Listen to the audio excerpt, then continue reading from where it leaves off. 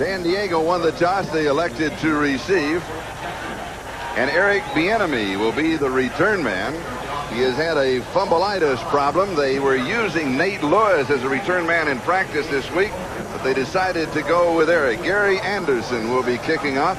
And the way that he has been kicking off this year, Bieniemy doesn't have anything to worry about. He sends it deep in the end zone. Okay, right off the bat, I want to mention something. I think it's time that the touchback goes out to the 10. I'll accept that. It's almost as if now that everybody can kick it into the end zone. Why bother to run it out? I mean, we're getting too many touchbacks. It's time to take it out to the 10. Let's make these guys run them back. And we are underway in San Diego. And Bieniemy from a couple of yards deep in the end zone. He's to the 15, across the 20. He'll return to around the 22-yard line. He must have been listening. For the San Diego Chargers, Stan Humphries is the quarterback, number 12. This is his second start for San Diego. And he will have an H-back Derek Walker. Marion Butts will start as his running back, with Anthony Miller and Nate Lewis the wide receivers, Dwayne Young the tight end, Swain Moton, Hall Richards, and Goaz the offensive line for San Diego. Mark it at the 23-yard line where the Chargers will go to work.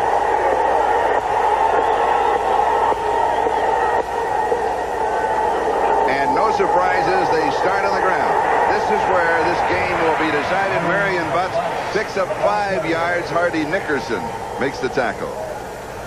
Defensively for the Steelers, their front seven: Davidson, Williams, Evans, Gerald Williams, Nickerson, Little, and Lloyd. And that secondary: Woodson, Johnson, Lake, and Perry. And the Steelers, as you know by now, have 9 interceptions on the year. Second down and 5.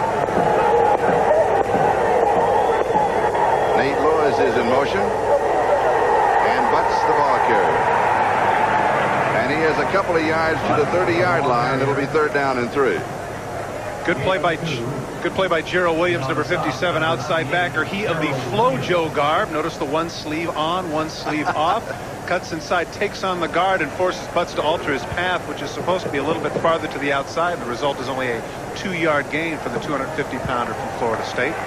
Gerald Williams, a key to their defense in terms of pass rush, because thus far the front 3 have yet to have a sack in the season. Third down, Ronnie Harmon comes into that offensive set. He is the key to the third down offense. They give to Harmon on the draw. He jumps to the outside. He's got the first down and is taken out of bounds in front of the Steelers bench by D.J. Johnson. Well, Ronnie Harmon has been invaluable to the San Diego offense. 59 catches last year. He averaged 6 yards a carry. Now, there really isn't much here. Watch what he does with his feet. This is something you can't teach. Bouncing to the outside, Ronnie Harmon outruns Gerald Williams to the sidelines. D.J. Johnson, of course, pushes him out, but not before he gets the first down. San Diego's ball on their own 37-yard line. Opening drive, no score. You saw on his jersey the little captain thing, and I think it's very worth noting there in the graphic the fact that he was a team MVP. Pretty impressive considering he's not a starter. And here is Rod Bernstein. And he goes to the 42-yard line, so he picks up 5 yards on the first down. It'll be second down and 5. Very unlike the San Diego Charger offense from this standpoint, and that is that they're going with a 2-back set. You can see Ronnie Harmon, the lead blocker, which is strange since he's only 205, but Rod Bernstein, former first-round pick, someone that many felt was going to be a Pro Bowl tight end, has established himself here in the league. An early appearance for Rod Bernstein. Normally we do not see him that early in the ball game. He told us yesterday he is uncomfortable in his role as a backup. Well, maybe he's invoking that first quarter clause in his contract. Two entirely different kinds of runners. Rod Bernstein carrying here more of a slasher. Marion Butts a little bit stronger, more of a power runner. Donald Evans with the stop. Well, this game's taking on the pace that Bill Cowher mentioned could yesterday. He said, you guys, this could be the fastest game in history. In terms of the fact that obviously both teams want to establish the run. Third down and 3. I continue to kid Bill about the fact that with each succeeding win, his IQ jumps in points. Oh, yes. They continue the way they're going, he'll be Einstein. And his looks improve with every win, too. Yeah, right. That's exactly everything, yeah. Third down and 3.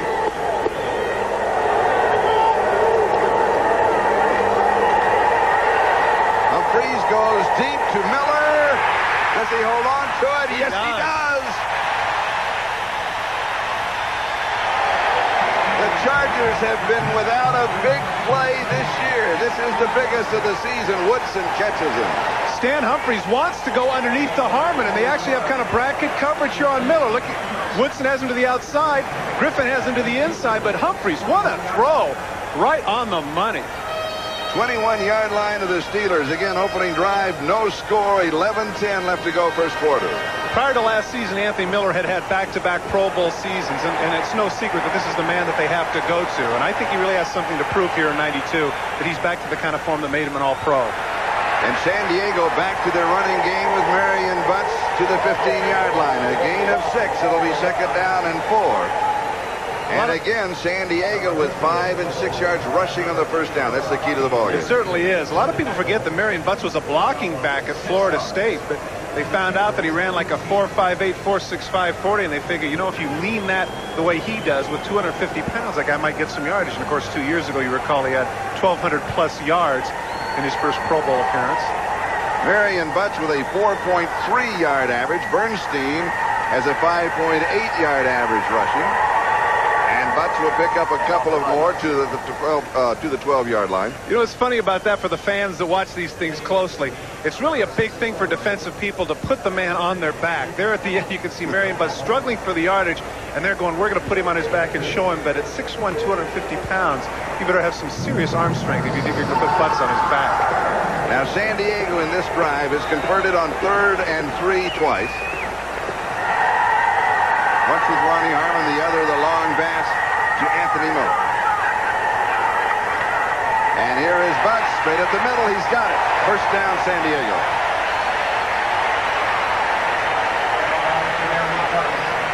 Give credit to Harry Swain and Eric Moten there.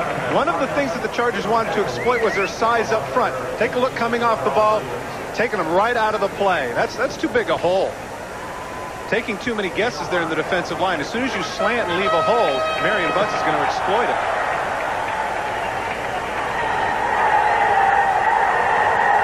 First down, goal to go, 7-yard line. And here is Butts.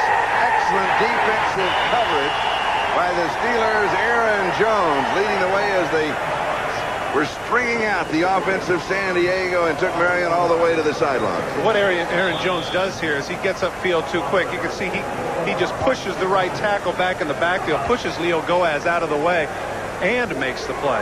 Aaron Jones back in 1988, Charlie, was a first-round pick, and they've been a little disappointed with him. They wanted him to do more of this over the past 3 years, and as yet, he does it in spurts, and Bill Cowher is looking to him to take the lead. Loss of 4, 11-yard line, second down, goal to go. No score again, opening drive, just over 8.5 minutes left to go first period. Flags are down. Humphries waits, steps away. Then he throws into the end zone. It is caught by Nate Lewis. Now we'll go back to the flags. We have 3 of them down.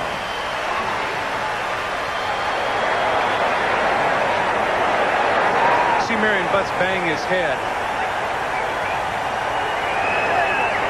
Matt Haggerty is the referee. Here we go. Illegal motion, offense, number 72. Doesn't Pat Haggerty referee? Doesn't Pat Haggerty referee every game? When you're home watching football, isn't it? He does. Referee Pat Haggerty. Like when we were younger, it seemed it was always Tommy Bell. It was Tommy Bell. It was Tommy Bell. He did every game. Yes, he did. And a check of the 10-minute ticker. Minnesota coming from behind. New Orleans over Atlanta in a close one. Seattle winning. Down goes over the ball now at the 16-yard line. It is second down, goal to go.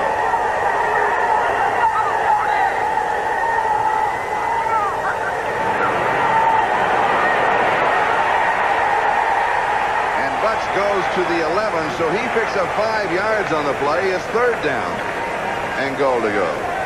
Rod Woodson and Greg Lloyd on the tackle. Yeah, Rod Woodson on the tackle is more like Rod Woodson on a ride. Take a look when he comes up to meet Marion Butts. Right to the right of your screen, here comes Marion Butts. Now coming up the field, you're going to see, here's Rod Woodson meet him and go, oh, look out. Oh, my goodness. Thank goodness that he had some help there with Gerald Williams on his leg. Otherwise, Woodson finds himself on his backside. Rod is saying, I've got him. Hurry. Hurry and get it. As a credit, though, to Rod Woodson, there are a lot of cornerbacks in the league that wouldn't want to come up and take on Marion Butts. 3rd and goal. Derek Walker, the H-back, just shy of the 5-yard line.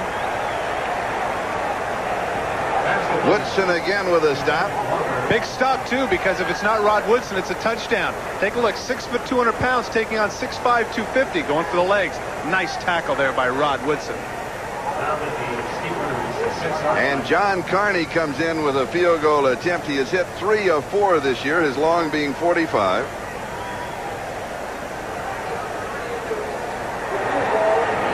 This will be from the 14, an attempt of 24 yards.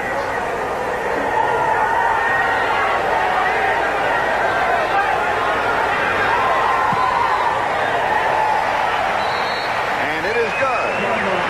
Opening drive, San Diego leads the score 3-0. July 1992. Oldsmobile goes further than any other car company to redefine quality. Further than the lab. Further than the test track. The Oldsmobile Achieva went 100,000 miles against Honda Accord and Toyota Camry in a real-world test. Independent test results prove Achieva outperformed Accord and Camry in total cost, which includes maintenance, repair, and operating costs. Achieva. Quality redefined. From the company that went far enough to prove it. Oldsmobile. The power of intelligent engineering. Dean Witter believed every success story was unique. We have a sacred trust to protect our investors. Whether it's the success of a small business, to maintain conservative policies, saving for college, to put the interest of our clients first, or planning an early retirement. From getting in on the ground floor to getting all the way to the top, Dean Witter is there to help every client make it every step of the way. Dean Witter. We measure success one investor at a time. You want a beer. You want it cold. You want it smooth. Introducing Colders 29 and 29 Light. Brewed its own way. Cold aged at 29 degrees to seal in smoothness. When you chill with Colders, you get a cold, smooth taste. Beer after beer. Cold, smooth taste. New Colders 29 and 29 Light. What else do you need? Welcome back to San Diego. This is Charlie Jones along with Todd Christensen. The Chargers. You're dancing to the music? Yeah, it's the music. It's working for me. It is working for you. It worked for the Chargers. 8 minutes they chewed up on that drive. Very impressive. I think, though, they're a little disappointed. I think they wanted the touchdown, and I know that, Harry Swain's not feeling too good right now. But the key also for San Diego, they were able to pick up 5 or 6 yards on each first down that they rushed, and that becomes the key, and Pittsburgh has that same key. The very thing that Bill Cowher said he didn't want to happen. That's a good point. Carney's kickoff is way short and is taken by Hodge. And he returns near the 35-yard line. We've got a timeout. We'll be back in just a moment. One of these engines was filled with Castrol Syntec, a new synthetic oil. The rest with conventional oils. They were then drained and started without oil to prove a point. You see, Syntec's unique molecular structure bonds to engine parts. Lab tests show it leaves a layer of protection far stronger than conventional oil. And if Syntec protects this well now, imagine if you leave it in. Castrol Syntec protects in ways other oils can't. Oldsmobile redefines quality. Here's proof. Call 1-800-THE-TEST to get independent test results from a 100,000-mile real-world test of the new Oldsmobile Achieva against Honda Accord and Toyota Camry. Learn how Achieva outperformed Accord and Camry in total cost, which includes maintenance, repair, and operating costs. You'll even get a free video documenting the test. Achieva. Quality redefined. From the company that went far enough to prove it. Oldsmobile. The power of intelligent engineering.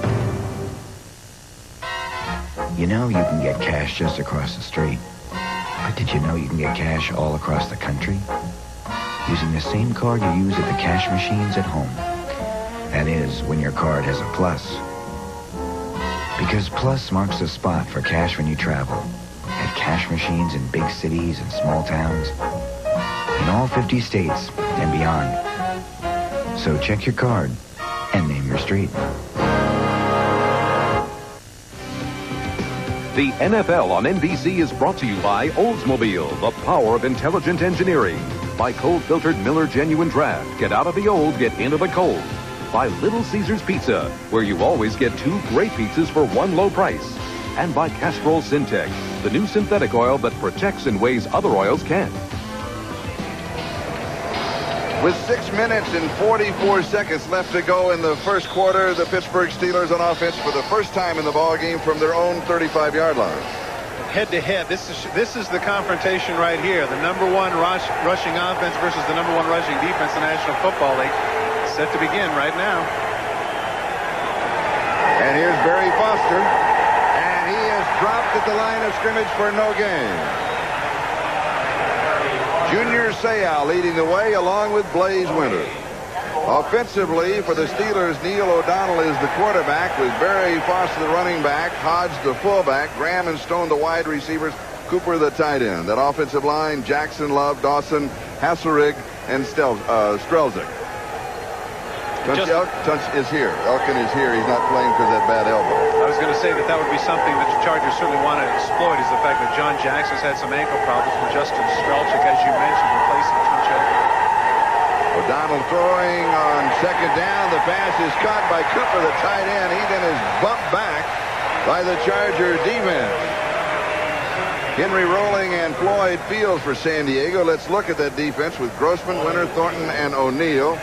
Rolling, Plummer, and Seau, the linebackers. Gilbert, Blaylock, Fields, and Stanley Richard in the secondary. One of the best things I think that Bobby Ross's staff has done is put Junior Seau on the outside where he can be a force a la Pat Swilling, Derek Thomas, and of course the great LT. And when we talked to Junior, he said, I love it. I'm having a ball. I'm having more fun than I've ever had in my life. He considers this theater. The time for him to perform is this afternoon. Ernie Mills, the intended receiver. So for the Steelers, it is 3 and out. And Mark Broyles will be kicking to Eric Bieniemy. Well, they put on a pretty decent rush, but Neil O'Donnell just threw the ball too quickly. He threw it far, but before Mills was out of his break, and he didn't have any chance.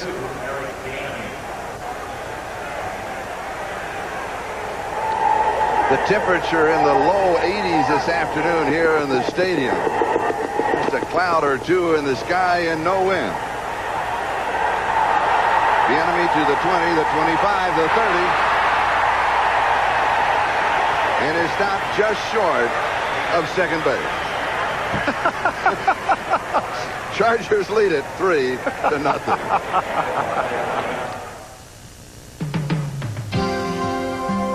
So I stop at the car wash on my way to this big appointment. And you wouldn't believe it, but somehow my keys get locked inside my Cutlass Supreme. So I called the Oldsmobile Edge. They sent someone out, said they'd pick up the tab, and in no time I'm in my car and on my way. I didn't even miss my appointment. You know, there really is a difference in car companies today. Oldsmobile has the edge.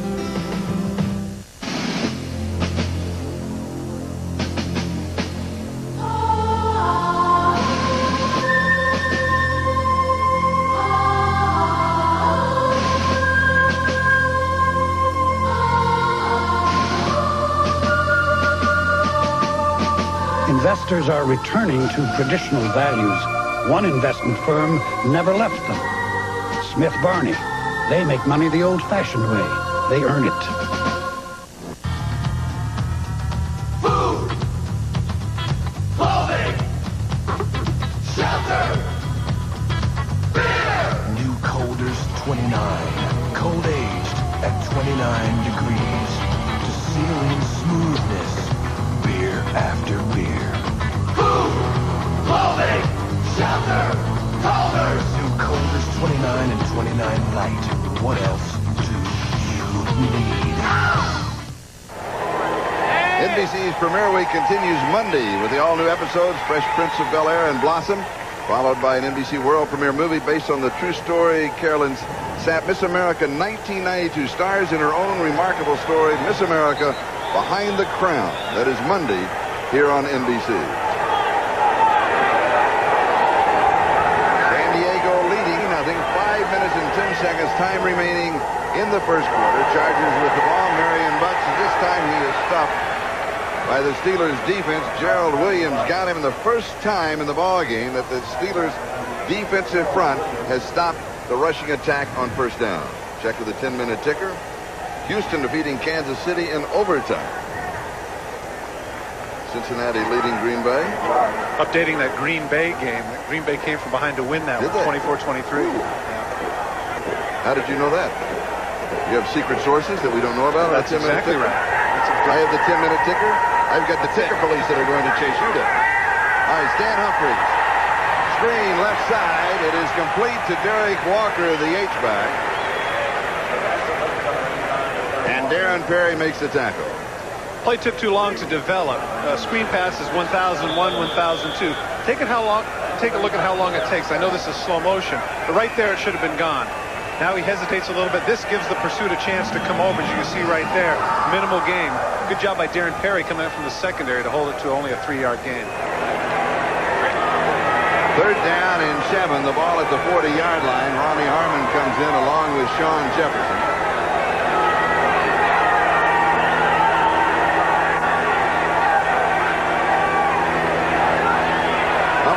Throw has good protection. A helmet is knocked loose from someplace and came roaring back. Eric Moten lost his helmet. Arguably the best pass rusher, number 57, Gerald Williams. Watch him coming completely under the chin. That could have been, if the official would have seen that could have been a hands to the face penalty, but he didn't. And as they say, incidental contact. And here is the kick. And Derek Owens lets the ball drop, and it will be down around the 20, around the 18-yard line, inside the 20. The Steelers have a player down. Back at the left 25-yard line, 3:41 time remaining in the first quarter. Chargers lead it 3-0. At Oldsmobile, we know the difference between designing a race car to be fast and designing a race car to be a winner. The new Achieva SCX has an engine that just doesn't know when to quit. Anti-lock brakes that help make cornering a breeze. And the difference between this winner and the winner you can buy is a wash. The Achieva SCX from Oldsmobile. The power of intelligent engineering. Susie Hamilton, U.S. middle distance runner. What was good enough yesterday just isn't good enough today. You can't hang on to old victories. That's what performance is all about. That's why I like this stuff so much. It's not the old way of doing things. Shampoo and conditioner in one, Pert Plus. It gives me the results I'm after. Soft, manageable hair without a lot of fuss. Who needs the old way of getting there? Pert Plus. Great hair, no fuss. I'm a big man. Why do so many men stick with Bic? I'm a big man. Because there's a Bic for every beard. Regular, sensitive, metal. Yeah, I'm a big man. I'm a big man. Now at Little Caesars, Cheeser Cheeser.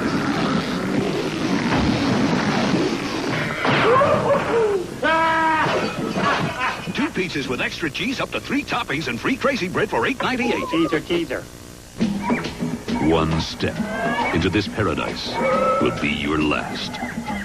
Kathy Ireland, Danger Island, NBC Tonight. Elnardo Webster, the rookie from Rutgers, is the injured player. One of their best special teams players. In fact, that's the reason he made the team. We actually talked with him last night, and he had that look on his face like, some days I just wake up and I can't believe that I'm here. His ankle folded underneath Charles Davenport, the wide receiver. You'll get a chance to see. Watch the middle of your screen. His number 92 rushes just past the punter. There you see 92. Watch his left ankle fall underneath number 80, Davenport. Right there. Right there you can see his left foot is caught underneath the 8. And Davenport twisting his ankle there. And again, tough that it happened right there on the infield. We asked him about his name, Elnardo. It said his grandmother made it up. The L is from her name, which is Jewel. Use the last 2 letters. And Bernard was his grandfather. And then they just added the no for Elnardo. That's what I said. Where'd the O come from? I would just do that in. Just do that in. Just do that in. Nice young man. And here is Foster for the Steelers. And he will pick up about 5 yards on the play. It'll be 2nd down and 5. George Thornton with the tackle. Take a look at number 55 at the point of attack. Watch the right of your screen. Watch Junior Seau. He gets blocked. He's out of the play. Look at this. He's blocked out. Now watch what he does. Sprint. This is the speed of number 55, getting back in the play. You know, he told me that his best 40 time was 4.59. But I bet he could run that in pads, too. There's a big difference between running those great 40 times in shorts and putting the pads on and doing it on the football field. Here's Foster, straight shot up the middle. Junior Seau was waiting for him along with Blaze Winter. Gee, I wish the Junior could just get a little bit more enthusiasm for the game. Take a look at the intensity of this guy. They run Foster right at him. Not really a good decision. Watch the quickness and strength. Just shoves the guard out of the way. Right there in Foster's face, pulling him backwards. Dermontti Dawson, the center, usually does a better job of that, but when you have the quickness of Seau, you can push him out of the way and do whatever you want. Seau says he does not want to be an NFL player. He wants to be one of the elite. He said, Hall of Fame? He said, that's elite. And the pass is complete. Merrill Hodge rolling with the tackle. 1st down Steelers as they convert on a 3rd and 4. Merrill Hodge, one of the best all-around backs in football, number 33, catching the ball on a crossing pattern. He has Henry Rawling man for man. That's a mismatch. Hodge getting the necessary 1st down for the Steelers. And the first real offensive spark for Pittsburgh in the ballgame. 2 minutes to go, 1st quarter. San Diego leads 3-0. Field goal off of their opening drive. Is this game going fast enough for you? It is. It's a quick one. They said it would be. Both head coaches said, we're going to run a lot. It may be the fastest game of the year. Timeout. Pittsburgh, number 1. As soon as you say that, they call timeout. You brought it up. No, you brought it was it your up. fault. You confirmed it. You confirmed it. Don't put it all on me. 40 seconds. Timeout. 40 seconds. Why did he call the timeout? Well, I think that what they had is they had a play-action pass, and they didn't have the right formation. So he's going to come over to Bill Cowher and make sure that the right people are in the huddle. Next Sunday, NBC Sports presents an action-packed NFL doubleheader starting with the early games, San Diego, Houston, Denver, Cleveland, Buffalo, New England. And then most of the country will see the second half of the doubleheader, and that's Pittsburgh against Green Bay, going to 90% of the country. And Green Bay coming from behind to win, what, 24-23? And an interesting note in that Pittsburgh-Green Bay game, those of you that had a chance to see it, Terrell Buckley, the year-long holdout for the Green Bay Packers, finally got in the game, touches a punt, goes 60 yards for a touchdown. I mean, it must be something in the Florida State water. Deion Sanders can show up and do it, and then the next week Buckley shows up and does it.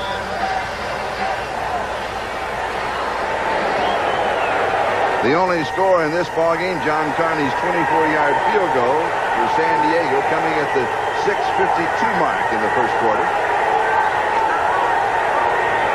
1st down Steelers, their own 35-yard line. O'Donnell, a little pressure left, comes back right, pass is complete to Leroy Thompson. Seau with the tackle. That was a good job by O'Donnell. He wanted to come left to Dwight Stone, but then he saw him covered and came back to Thompson. Good job of getting to his secondary receiver. And a gain of 7 on 1st down. Watch O'Donnell look to the left. A 3-step drop, wants to get it there quickly, but there's nobody there. Good protection enables him to come back to Thompson, who just misses a face mask here. Watch right there, Junior Seau. He's just so strong, it looked like a face mask is what it was. 2nd down and 3.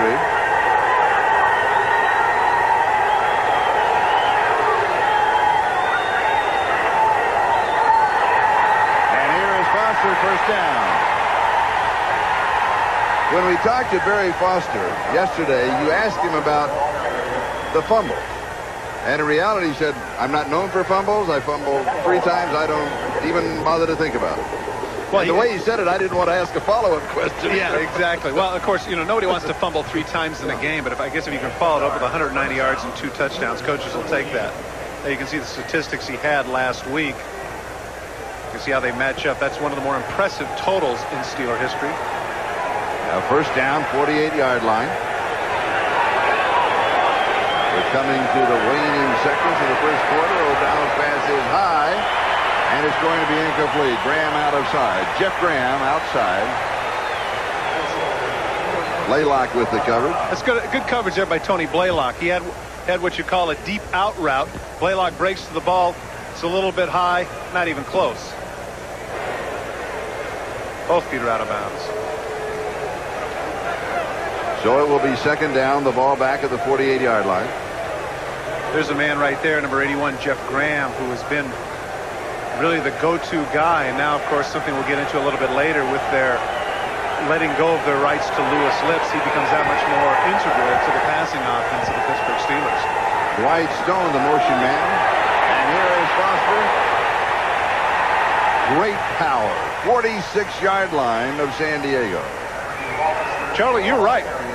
Stanley Richards came up and met him, but didn't face Foster at all. Not at all. Into the first quarter. Chargers lead it 3-0. How much insulation do you have in your attic? 3 inches? 6 inches? Well, the Department of Energy recommends R38 for most American homes, which is equivalent to a foot of Owens Corning pink fiberglass. So grab a ruler and measure your attic insulation. Then get rolling. And get a foothold on your energy bills. For more information, call 1-800-GET-PINK. With Ryder's 24-hour number, not only can you get everything you need to make your move easier. Does Route 60 run through Phoenix? Thanks. But you can call us with any other questions you have along the way. Oh, and if you rent a truck by November 7th, you get a free Domino's pizza delivered right to your new home. So you're actually putting money away. Yeah.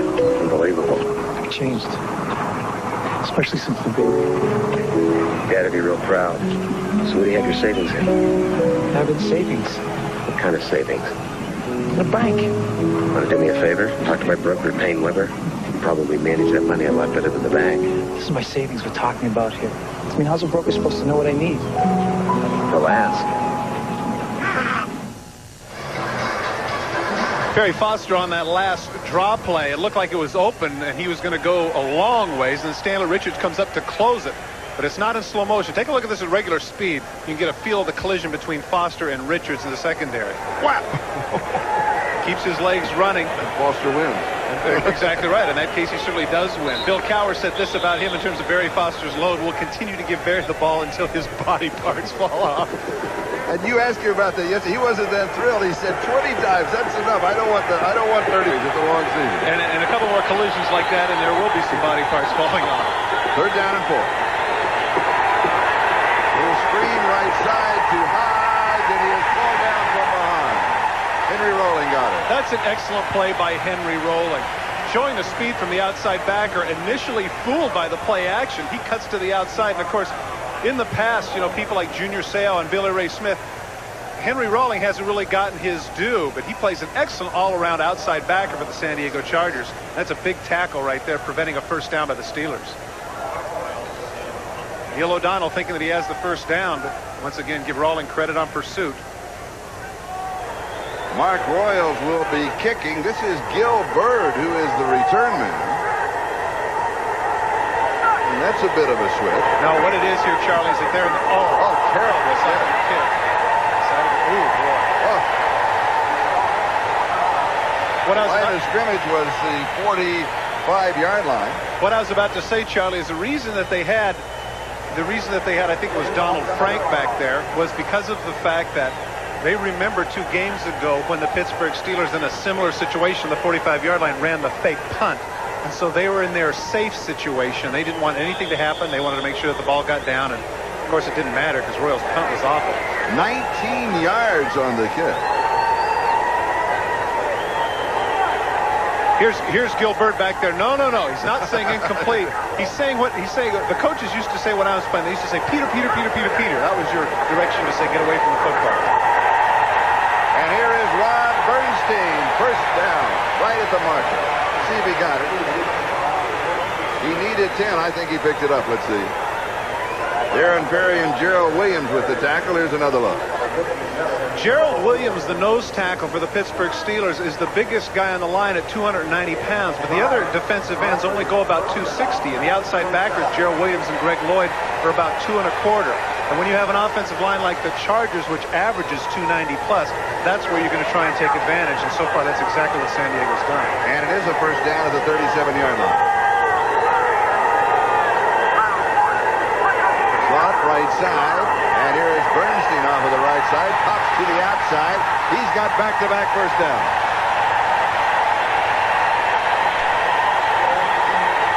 He was taking Carnell Lake along with him. And it looks like Carnell might have got a piece of the face mask there at the end.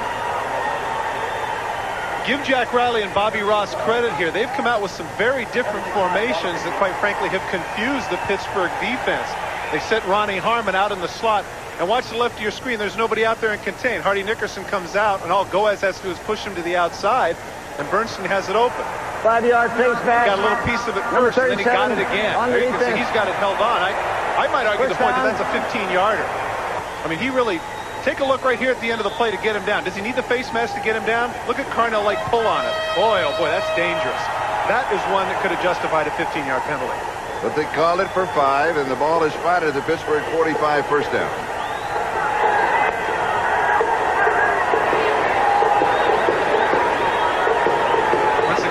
Ronnie Harmon out wide. That takes away the run support of Greg Lloyd. And Bernstein is going to pick up 6 yards to the 39-yard line. So he's picked up a quick 27 yards in this series. Well, arguably two of the best players on the defense for the Pittsburgh Steelers are their outside backers, Gerald Williams and Greg Lloyd. Of course, Greg Lloyd, a Pro Bowler last year. What flexing Ronnie Harmon out does is that they have to go out and put him in coverage, and that takes away their run support. Then it becomes 4-on-3 in the interior, and we can see the results. 12:25, time remaining first half. San Diego leading 3-0. Play action fake. Humphries goes deep to Miller. Incomplete. Just out of his reach. DJ Johnson with the coverage, and he brought him down. Even though it's incomplete, I like that call. They've been completely dominating the Steelers with the run. Now a complete surprise. He has him on the post. Look at that. You can see as he steps forward, he's almost trying to aim it right down the middle, and he just misses Miller for the touch. So bring it back to the 39-yard line. It'll be 3rd down and 4. Of course, the downside of that gamble now is instead of having, say, 3rd and 1 that they might with the running play, now they have 3rd and 5. That's a very different situation. And they'll be throwing.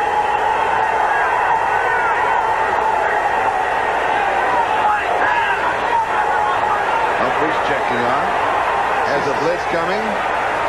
It's picked up. Has pressure, and he's hit. He had time to throw, though. Good coverage by the Steelers. Well, when we talk to the defensive coordinators, the defensive backfield people of the Pittsburgh Steelers, the one thing they said with regards to Stan Humphries' inexperience, you're absolutely right. They pick up the blitz. He has plenty of time. He's looking. He's patting the ball. He can't find the receiver that he needs. And then that comes with experience. As soon as the blitz comes, you see the veteran quarterbacks. They know right who to go to. In that case, Stan didn't. The result was an incomplete pass. And that was Aaron Jones putting on the pressure. John Kidd will be kicking. Rod Woodson is the return man. Do the Chargers have a fake? Take a look at the Steelers. They're standing up in that same safe situation. They're not going to let it happen if they have it. He goes for the corner. And he misses it by about 10 yards. Chargers lead at 3-0. 12 minutes left in the first half.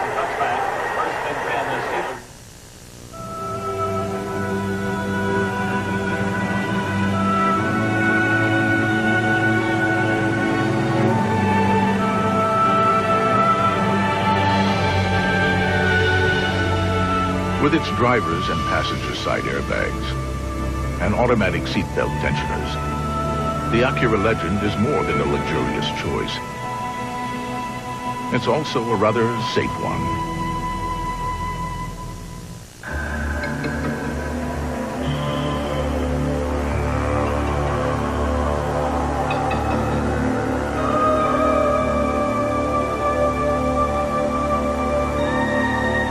Introducing Levi's loose-fitting jeans.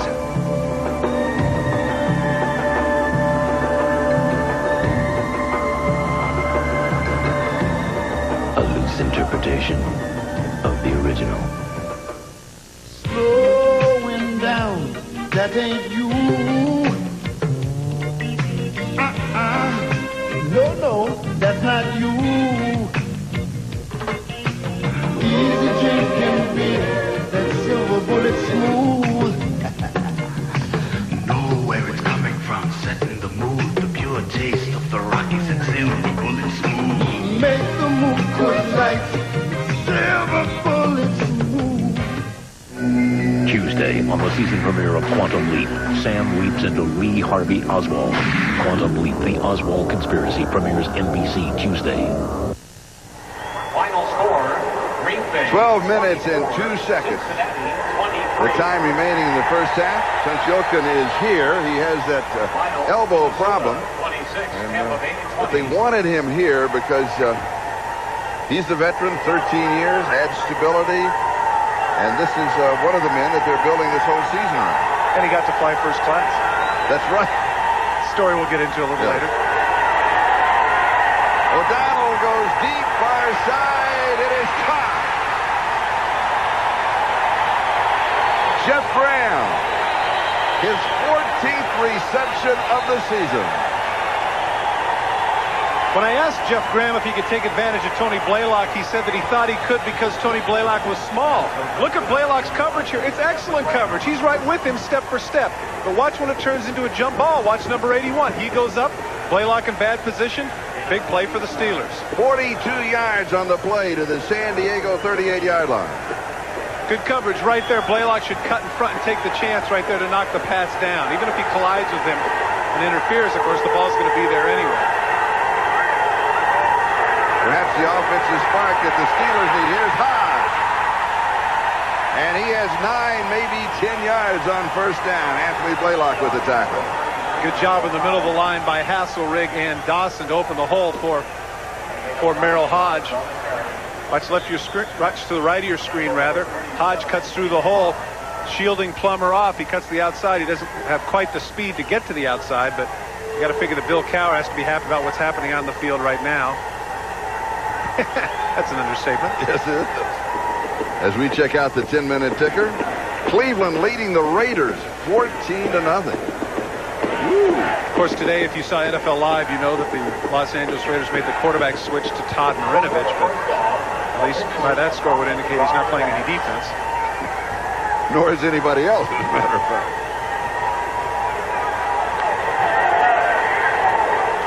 You know what? I like that. I like that as a player. You know, I remember during the 70s and early 80s, it was very vogue, you know, to have the head coach who wasn't very demonstrative, a la Tom Landry, Bud Grant. That's Al. You know, as a player, Chuck Noll as well. As a player, I like somebody that's involved like this. Even Tom Flores, when I was playing, was somebody who was known as somewhat of a sober character. You know, he has some emotion, and I like that. I think the players feed off of it. And Hodge picks up the first down. Stanley Richard with the tackle. Going back to the Cleveland Raider game, Todd Philcox with a 4-yard touchdown pass to Eric Metcalf. And then Eric Metcalf for Cleveland scoring the second touchdown from 6 yards away. So is that the game billed as the Battle of the Todds? Is that what that's about? It is. You're absolutely right. How can I not be doing that game? I don't get it. Because Todd is an alien, obviously. I see. Has nothing to do with reality. All right. Okay, just so I know. O'Donnell goes. It is caught. Touchdown, Pittsburgh. Adrian Cooper.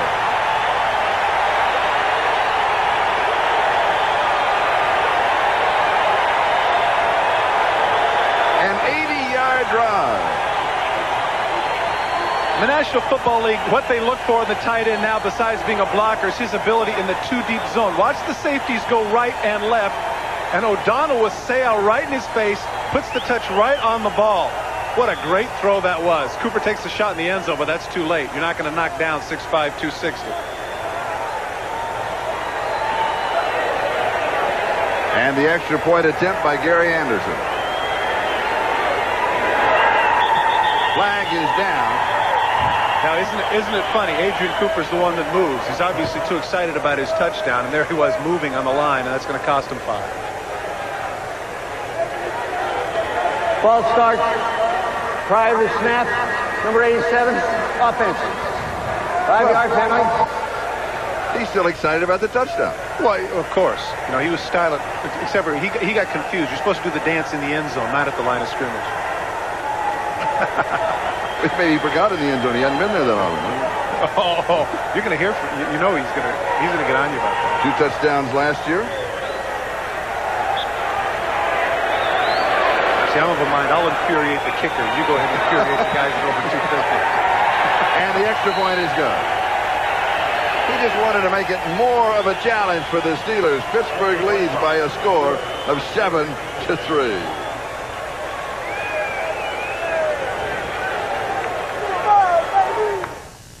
I noticed a definite difference in the way they drive. The Goodyear AquaTread all-season radial. Its advanced Deep Groove Aqua Channel channels water away as you drive. Just like you're glued to the road. 60,000-mile guarantee. Snow, wet, dry, strong, secure. AquaTread, only from Goodyear. Gives me a feeling of Aquaman. Another reason we say the best tires in the world have Goodyear written all over them. I'd go to Goodyear immediately. I really would.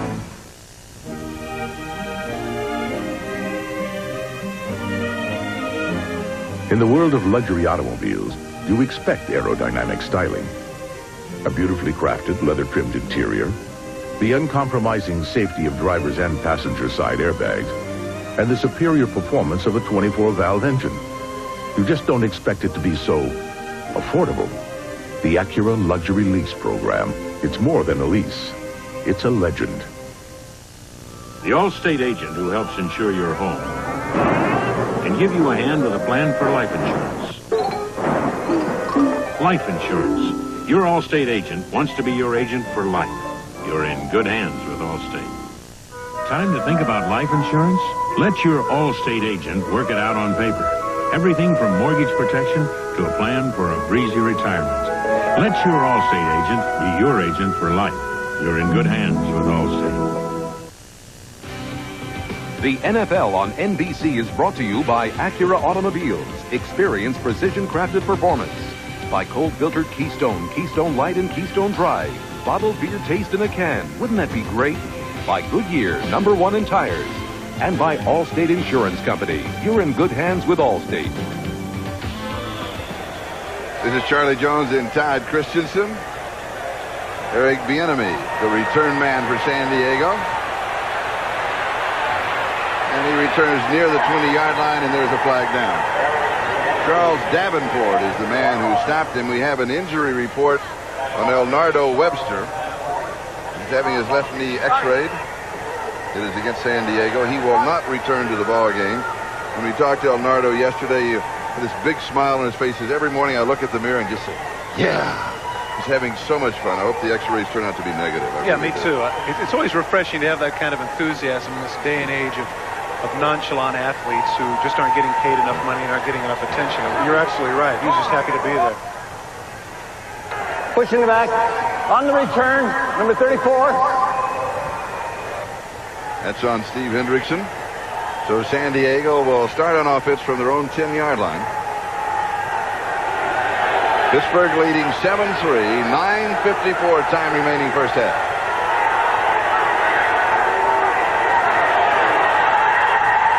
San Diego with Rod Bernstein, and he is met right at the line of scrimmage.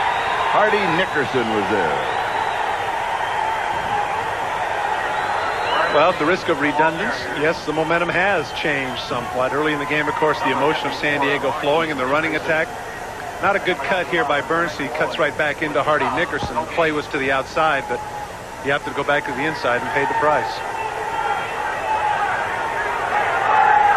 Derek Walker is the H-back or blocking back. He now moves out to the right flank. Anthony Miller comes in motion. And Bernstein is back to the line of scrimmage. There was a lot of to-do about nothing. But what they're trying to do is similar. They have a Redskin philosophy here, and that is you run the same plays, but you run them in diverse formations. One of the things that they had done earlier in the first quarter is that they had a number of formations where they had Ronnie Harmon flexed out, and they also had some two-back offense. Now they go back to their standard 2 and 3 tight end packages, and they're painfully predictable, as witnessed by the fact that the Steelers just stuffed them. And it's 3rd down and 10. The ball at the San Diego 10-yard line. If the Steelers can hold here, 3 and out for San Diego, Pittsburgh will start with excellent field position.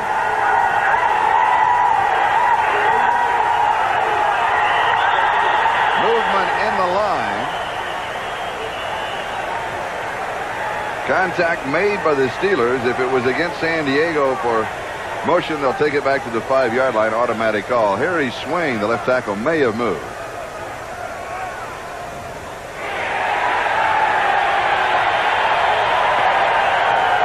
False start. Movement before the snap. Offense.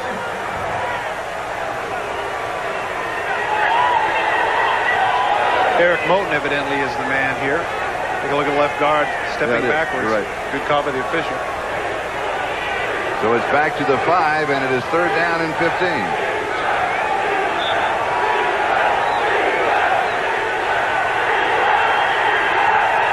Sean Jefferson comes wide to the near side. Miller to the far side. Humphrey from the end zone. Underneath the coverage. Pass is complete to Lewis. Slips the tackle. And finally goes out, but he is going to be short of the first down. Rod Woodson almost let him get away and then had just a piece of him to bring him down. This is actually heads up by Rod Woodson. Yeah, Nate Lewis catches the pass, and yeah, he escapes a little bit, but he knows how far they have to go for the first down. Almost gets away there, but thank goodness for tackified gloves, right? Yeah. 4th down for the Chargers. And the tail of the jersey, he was hanging on.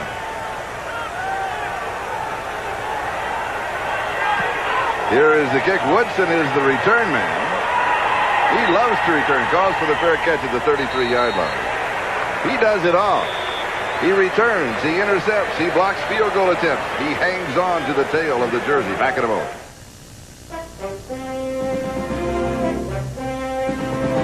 Only Delta gives you more flights from over here to over there. Only Delta flies you nonstop to more cities from over here to over there. In fact, only Delta flies you nonstop to more cities in Europe than all these airlines combined. Delta, we love to fly, and it shows the world over. Mark and my relationship goes way past business. I'm sure in a previous life he and I were twin brothers. Throughout the race, the driver and crew chief communicate. The driver complains about the car or brags about the car. It's the crew chief's job on pit stops to make whatever fixes he can to help the driver's predicament. Everyone has about the same access to equipment and technology, but the people who rub on it the most and think the most of it and think about it the most will end up winning the race.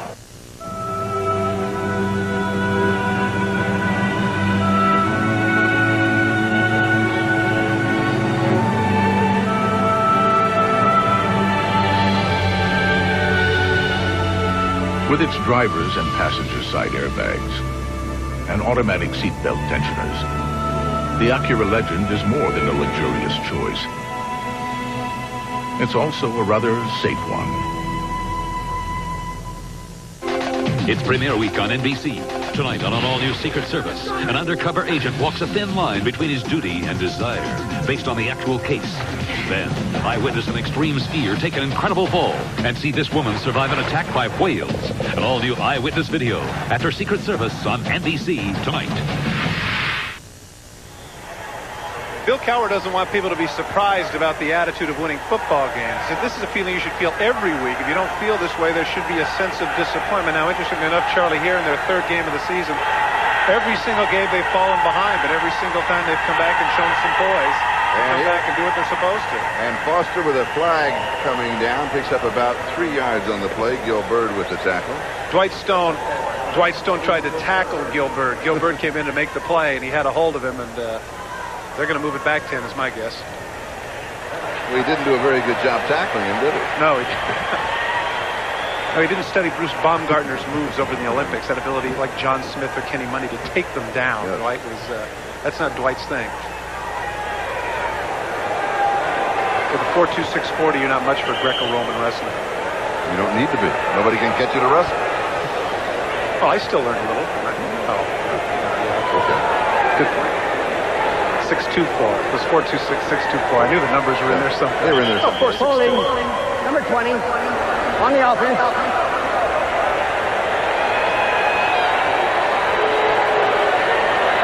Watch the left of your screen. You're going to see Gilbert on the run support. Now watch what Dwight Stone does here right at the last. Pushes him right into Barry Foster, and that's what the officials saw. And that's why they moved it back 10. They moved it back 10 from the spot of the foul.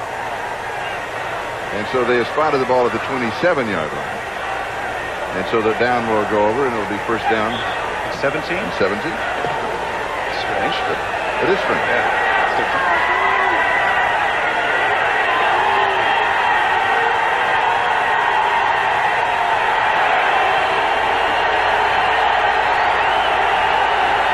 O'Donnell to throw. Screen left side to Foster with blockers out in front. And a flag down back at the 22-yard line. Boy, that flag came about 30 yards away. Once again, same situation. Jeff Graham on the other side of the field clips Tony Blaylock on the screenplay.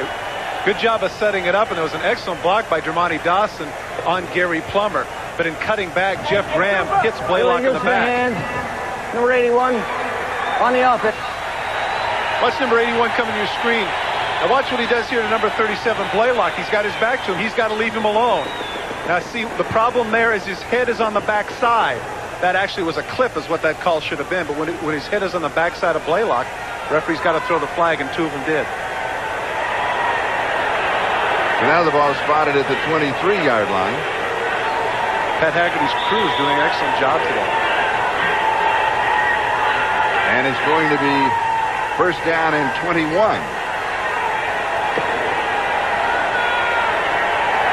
Neil O'Donnell, 7 of 9, 88 yards in the touchdown. And that was to his tight end, Adrian Cooper. First and 21. And here's the draw to Foster. 31-yard line. He picks up 8 on the play. San Diego defense, there has to be cognizant that that's what's going to happen. You know, 2 straight plays have gone bad for Pittsburgh. You know that they're going to do something safe. They're not going to throw down the field. Drop play is a standard play in this situation. For him to get 10 yards on that, that's, you know, the Chargers have to be hip to that sort of thinking. Bill Arnsparger, one of the all-time great defensive coordinators, and that's no exaggeration. He has been around the block. There's somebody who has coached just about every place over 40 years on the job. And maybe having more fun here than he's ever had. O'Donnell, a good protection pass is complete to the touchdown scoring Cooper, and he goes out at the 40-yard line, so he'll pick up 9. It's going to be third down and about 4. Anthony Blaylock is the man who was there for San Diego. As to take a look at 36 years of coaching here, Bill Arnsparger, Miami of Ohio, Ohio State, Kentucky, Tulane, Baltimore. 1970 to 74, of course, he was the defensive coordinator of that famous no-name defense that went to 3 straight Super Bowls. You can see 2 stints as a head coach in New York and LSU. AD at Florida, but he really missed being on the sideline. So here he is back in San Diego on Bobby Ross's staff doing what I think he feels he does best. Third down and 4. You're right. And that's what men should do. Pass is complete, first down. Ernie Mills has it. And remember, a moment ago, his first down and 21 after a pair of penalties, and now the ball at the 46-yard line of San Diego. As I say, a little frustration on the part of the defense. One of the most difficult routes to cover here is the slant route. I thought that the coverage by Gilbert was a little passive there. It appeared to me that he was with him step for step, but didn't want to go through his back and take the chance of an interference penalty. But give Mills credit, he makes the catch, and as you said, that's a lot of yardage to pick up. That really deflates a defense. First down, San Diego 46-yard line. Steelers lead at 7-3, moving on the 5-minute mark. Time remaining in the first half. Dwight Stone, the motion man. Here's the pitch. Awesome. He's going to get a yard. That's about it. Gary Plummer got it. Junior Seau makes the play, however. That's a bit of a mismatch. You pitch out, and Merrill Hodge has to take on Junior Seau. Pushes him to the inside, and Plummer on the scrape gets him. Watch number 55. You see Merrill Hodge coming upfield, pushes him to the outside, but that forces him back inside, and there's Plummer and Grossman to make the tackle. You know, it's interesting when you ask him about the Samoans at Junior Seau, the Samoans that have played in the National Football League. He is the biggest star that they have had, and he said, it's not a pressure on me, but I do represent the Samoan culture. and he said it as a proud man. Play action fake, and flags are down, whistle sound.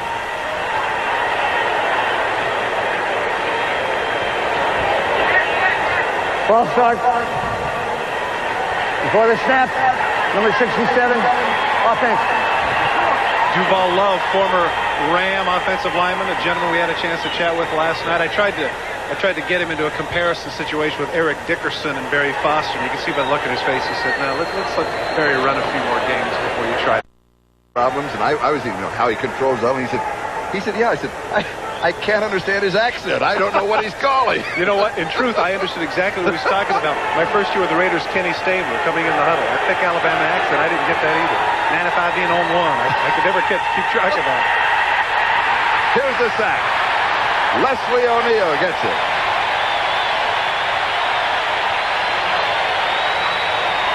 Fairly well documented are the travails of Leslie O'Neal. First-round pick back in 1986, set a rookie record for sacks with 12 and a half, and then have reconstructive knee surgery. But still, he was able to get back to the Pro Bowl, and you can see right there, getting across John Jackson with the one hand, pulls him down. Watch the right side of your screen, number 91. Remember, too, Neil O'Donnell, this isn't a small quarterback. That shows the strength of Leslie O'Neal. We're talking about 6'3", 230 that he just pulled down with one hand. Notice the visor. He's looking at this game through roll. Oh, no. Oh, I had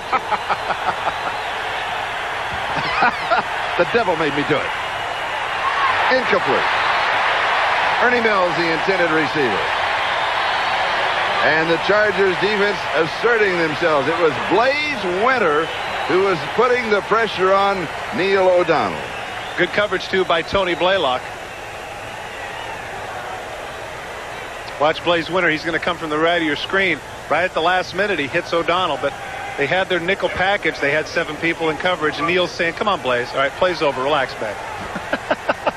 Blaze Winter, an interesting story that we'll be telling you about. He is almost totally deaf in his right ear, but he says that Gary Plummer, the middle linebacker, shouts all the changes at him.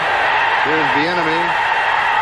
Breaks a couple of tackles. Nice return. He's going to pick up 5 or 6 yards for the Chargers. Sammy Walker makes the tackle. Steelers lead it 7-3. Here is Blaze Winter, the young man that we were talking about with a hearing problem. He also has a cleft palate. When we talked to him yesterday, he said, "You think things can get tough when you're a kid and you're trying to learn how to talk with a cleft palate and everybody's making fun of you. That's when it's really tough." And again, my guess is he was a pretty big kid and they only did it once. That's right. Humphrey's pass is complete to Lewis, and he has. Does he have the first down? Yes, he does. Be sure to stay with us at halftime. Domino Pizza's NFL Live halftime report. Gail Gardner with a feature on Mark Bavaro.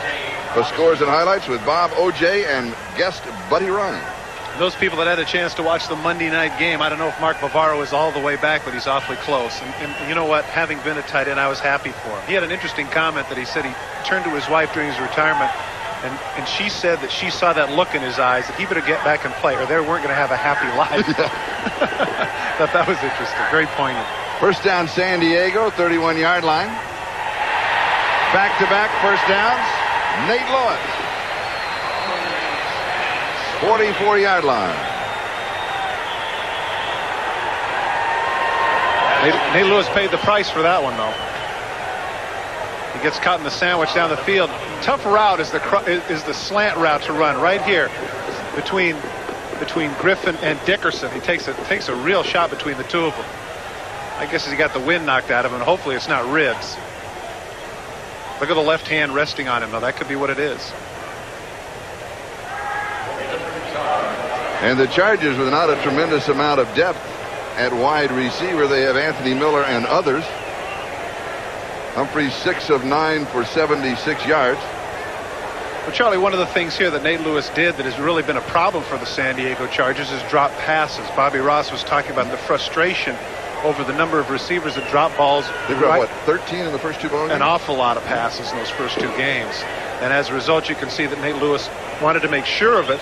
Normally, you know, you catch the ball and you want to cut upfield. He wanted to make sure of the catch, and of course, he ended up paying the price for that. But, you know, it's frustrating, particularly for a quarterback like Humphreys, you know, in his first NFL start. to be making good throws and having guys drop passes. I mean, that's just going to drive you crazy. But when we talked with him yesterday, he didn't seem to be too bothered by it. No, not at all. He said, something we'll work on. It'll work itself out. Now, if you and I had been quarterbacks, it's a different story. I'd be screaming at these guys. I cut these guys, 270-pound guys hanging on my neck, and you can't catch the ball. Come on. No, but if you'd have dropped that many, you'd have been in the booth sooner. Good point. We have a report from the San Diego bench. The temperature on the field is 100 degrees. Humphries to throw underneath the coverage. This is Ronnie Harmon. Harmon has the first down. And he goes out at the Pittsburgh 41-yard line, and Humphries is down. Pounding the ground.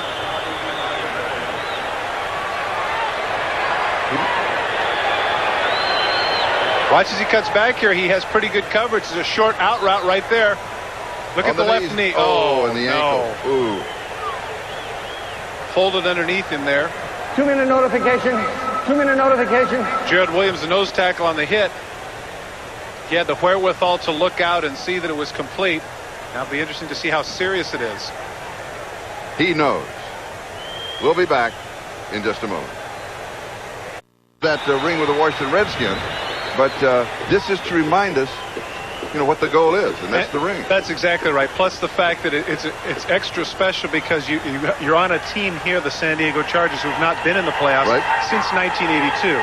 So not only provides leadership, it provides incentive as well.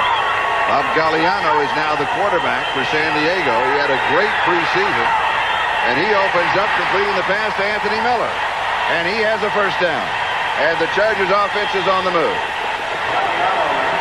Timeout. San Diego. Charlie, I really felt like in the first game against Kansas City, Bob Galliano was victimized by one play that completely turned the game around, and that was they were down here at about the 10-yard line. He threw a pass to Ronnie Harmon, ricocheted off his shoulder. Kevin Ross picks it off and goes the distance. That's a 14-point swing. And, of course, Bobby Ross himself told us that during the preseason, Galliano had 10 different drives when he was the quarterback, and they scored on 8 of them. So even though they made the trade for Stan Humphries, he just felt like we couldn't just put this guy in, even though he feels like he's a better quarterback. But Galliano had really justified his starting status by his play in the preseason. You know what Bob told me yesterday? He said if they wanted me to be the backup quarterback, I wish they would have told me at the end of preseason and not waited. He said it would have been tough for me to take, but I could have understood it better. I think you're absolutely right, but depending upon the severity of this injury, people are tending to it right now. And there have been, interestingly enough, throughout the NFL today, there have been a lot of quarterbacks go down with injuries. At least 4 that I know of. Both starters in the Minnesota-Tampa Bay game went down today. Galliano with the blitz coming left side. Harmon, the intended receiver, it is incomplete. Clock is stopped 1:42. Time remaining first half. Gerald Williams was there for the Steelers. And it's a 7-3 ball game. Pittsburgh leading. Domino's Pizza's NFL Live halftime report with Bob Costas, O.J. Simpson, and Buddy Ryan. Scores and highlights. Dale Gardner with that feature on your friend Mark. When he got hit in the Monday night ball game, you said it didn't hurt him that much. I thought when he hit on his head that that was going to hurt. You said, no, that doesn't hurt. That's the hardest part of his body. It's okay. Yeah, it's okay for you. You didn't get hit there. Galliano goes to the end zone, and it's incomplete. He may have been throwing it away. Sean Jefferson, but he was picking up double coverage. Interesting. I don't understand that particular route. You had 4 guys deep downfield. He had no one intermediate, and here we are at the 28-yard line. I realize they're within field goal range, but you should be looking to the first down, not looking to throw in the end zone. There's a minute 35 left in the half. There's plenty of time. Humphries is staying loose on the sideline. We do not have an official report from the sideline. The first reaction, though, it's not as bad as he thought it was. That's right. It's not like they were sprinting to get an X-ray. They put an MRI on it. Bernstein is out as a receiver. The give is to Harmon. And it's a couple of yards. Timeout. San Diego, number 2. Now, I don't understand why San Diego would be calling timeout here. It's 4th down. Ronnie Harmon. Now watch him cut to the outside. He misses by one guy picking up this phalanx of blockers. Give Carnell Lake credit. If he doesn't get a hold of him, he's got Swain and Moten out in front of him. And by calling the timeout here, which makes no sense to me, they're actually now giving Pittsburgh the opportunity to get the kickoff and have like a minute 10 left in the half. Timeout. They are giving Pittsburgh more time on the clock at the end of the first half. However, I think they just wanted to make sure they're going to be kicking on the skin part of the infield. They didn't want to rush out. Take the time, try and make sure of the 3 points. But Charlie, this is the sort of thing you do before the game. I mean, as it is now, they could have killed at least 35 seconds now and had it down to about 47. I didn't call the timeout. No, but I'm saying you're trying to justify it here. I mean, that's a bad call. If it's Pittsburgh's timeout, I understand. San Diego's case, that's an error. 43-yard field goal attempt by Carney out of the hole of John Kidd. Sam Ano is the snapper. A little low on the snap. He gets it up. Good catch. And it is good. So John Carney with a pair of field goals at 24 and now 43 yards. Pull within one of the Steelers with 1:18 left to go in the first half. Charlie, something here that a lot of times happens that goes unnoticed. Great catch here by John Kidd. A little bit off to the right. Look at that. He catches it off his knee. Watch, and he spins the laces in the right direction. And John Carney says, thank you very much. That was a nice job by you, John Kidd. I really think that that's one of the reasons why, besides the fact that he is an excellent punter. I know years ago, I remember during the Jets when they went to the Super Bowl, they actually put Babe Parilli on their roster for the distinct reason of holding for Jim Turner. That is an invaluable asset. A partner of mine by the name of David Humm had 10 years in the National Football League as a third-string quarterback because he could do one thing extremely well, and that was hold for kickers. We have a report from the San Diego bench. It is an ankle injury to Stan Humphries, not a knee. It is an ankle. And we will advise you, of course, more after halftime when they come out and take a longer look at it in the locker room. Dwight Stone is the return man. John Carney will be kicking off. 1:18 time remaining first half. Steelers lead by 1.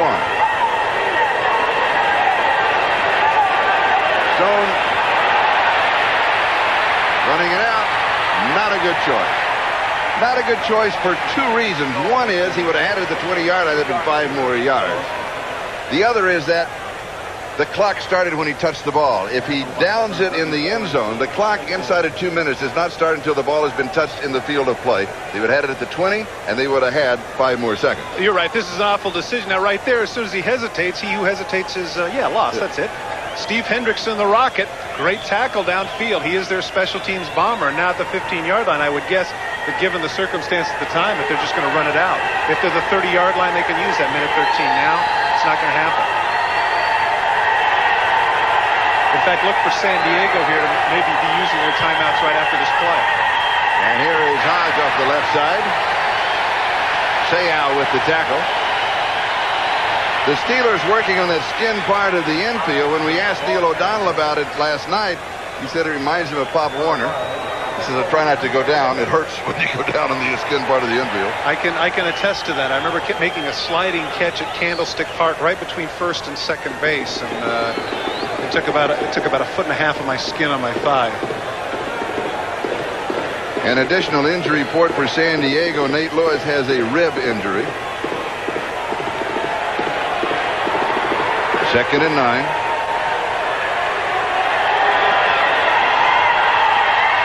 Here is Hodge across the 30 to the 31-yard line. Hodge for the ball carrier. Tackle by number 25. Timeout. Pittsburgh, number 1. I wonder why it took so long to do that. They just wanted to get themselves out of a position to where they were that deep in their own situation. Of course, remember last week they were able to come up with a Hail Mary. Merrill Hodge here on the draw. Certainly San Diego willing to concede these yards to not give up the big play. And now that they're out Pittsburgh, number 2. 31-yard line, they feel like that they have enough room that possibly they can go downfield.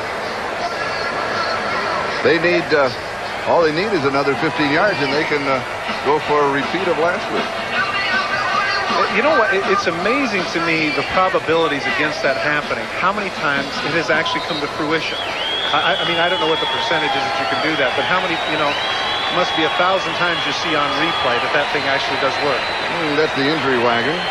Humphreys and Lewis going into the locker room.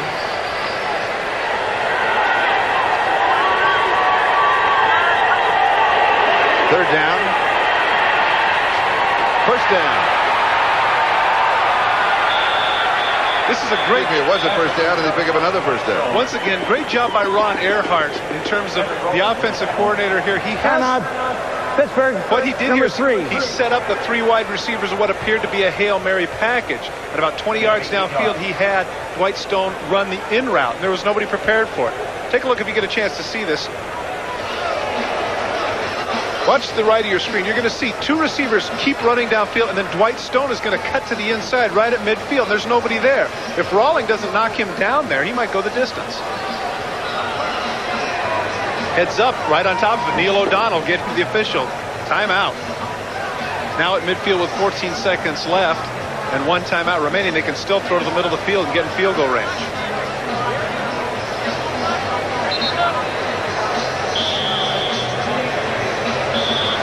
You know, Neil O'Donnell's numbers don't jump out and impress you, but he does some little things. He will. Little things well, doesn't he? Well, yeah, you're right. No, he does. He has great leadership qualities. Once again, the Steelers go to the 3 wide receiver setup. And San Diego be wise to look in the middle of the field again because they can afford to do it. Single coverage left side. It is intercepted. Donald Frank has the interception. The Steelers, with 3 wide receivers, trips on the right side, setting up a Hail Mary look. Single coverage on the left side.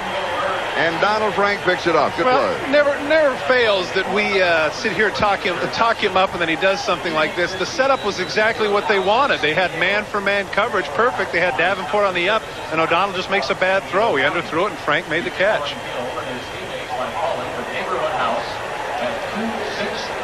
Davenport, the intended receiver. You can see the little captain there on his... Donald Frank there with the captain on his jersey. He is the special teams captain there for the San Diego Chargers. And now it's San Diego's turn to line up with the 3 wide receiver set to the right. If you can do it, we can do it too. Gagliano goes deep. Tipped. It is caught. Ronnie Harmon has it as time runs out. Is that unbelievable? Just as we're talking about it. Just as we're talking about the fact. And also, if Harmon can not go down, he stumbles, he almost... Wait, watch at the end of the play. Does Ronnie Harmon get hit by a... There, oh, what a fortunate play there by D.J. Johnson, and he trips over his own man there at the end. All right, it is halftime. Pittsburgh leads 7-6. Let's go to New York and Bob Costas. This is the Domino's Pizza NFL Live Halftime Report, brought to you by Domino's. Nobody knows like Domino's how you like pizza at home. All right, Bob Costas back in New York. The juice here as always. Buddy Ryan, our guest in the studio this weekend. We'll talk with them in just a moment. But first to the scoreboard. Cleveland, believe it or not, with Todd Philcox at quarterback, and he threw a 4-yard touchdown pass to Eric Metcalf. Metcalf a 6-yard run for the other one, leading the Raiders and their new starting quarterback, Todd Marinovich, who hasn't done poorly in the first half, but hasn't gotten them to the end zone yet. 14-0 late in the second. Washington has never lost to the Lions at home. The Redskins over the years 16-0 against Detroit in D.C., and Washington leading at halftime in this one 10-3. Chip Lohmiller had a 53-yard field goal just before halftime. Coming up toward halftime in Dallas, and the Cowboys in front of Phoenix 21-10. Aikman has thrown 2 touchdown passes to Michael Irvin, one of 41 yards, the other of 87 yards. And the Cowboys lead by 11. In the game you folks are watching, 7-6 Pittsburgh at the half, though it could have been something different had Ronnie Harmon been able to slip by that last guy after catching the Hail Mary pass off the deflection. Miami has the halftime lead at home over the Rams, 17-0. They get all 17 points in the first quarter, 2 Marino touchdown passes. Now, these are games that are finals now. Philadelphia holds Denver to 4 first downs, 82 total yards. Randall Cunningham throws for 3 touchdowns. He runs for 49 yards. He's thrown 8 TDs for the year and hasn't had one intercepted. Eagles are 3-0. Broncos 2-1, 30-0. The final at the vet. San Francisco over the Jets, 31-14. Jets fall to 0-3. Frisco is 2-1. Steve Young, 2 TD passes and a touchdown run. And they lost, however, John Taylor for at least 6 weeks, and one report says 8 weeks, with a broken left fibula. The wide receiver of the 49ers sustaining that injury in the first quarter. Houston wins in overtime over Kansas City 23-20. They come from behind to do it. They trailed 13-7. 2 Moon touchdown passes in the fourth quarter gave them a 20-13 lead. Then Kansas City scored on a Todd McNair run with 20 seconds to go from 3 yards out, forced overtime, but Kansas City turned the ball over after receiving the overtime kickoff, and Al Del Greco kicked the winning field goal in overtime for the Oilers. They win it 23-20. Green Bay and Cincinnati, perhaps the wildest game of the day at Lambeau Field. Mike Holmgren with his first victory as a head coach. David Shula with his first defeat, and the Packers win it 24-23. Don Majkowski knocked out of the game with an injured left ankle, ligament damage. We're not sure how long he will be out.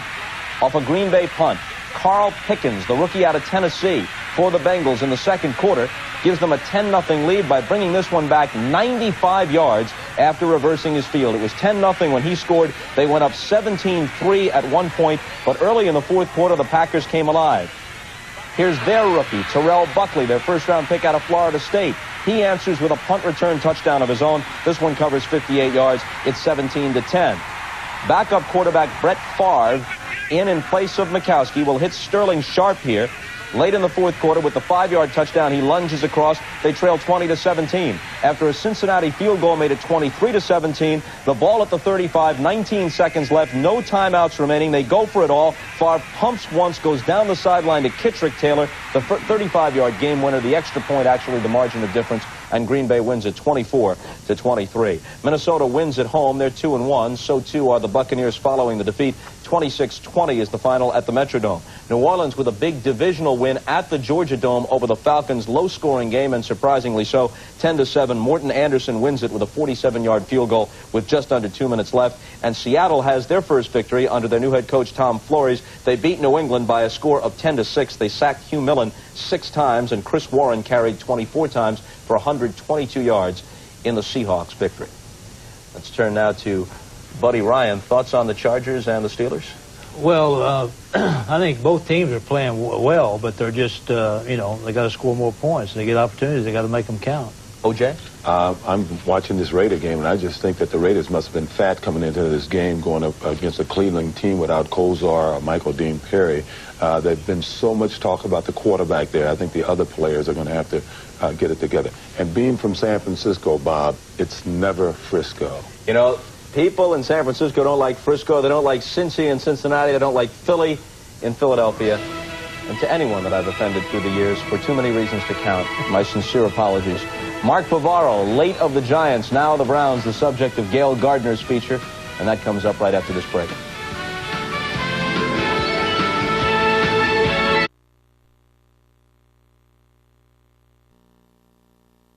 Rod Woodson is the deep back on the kickoff return for the Steelers. He will down the ball in the end zone.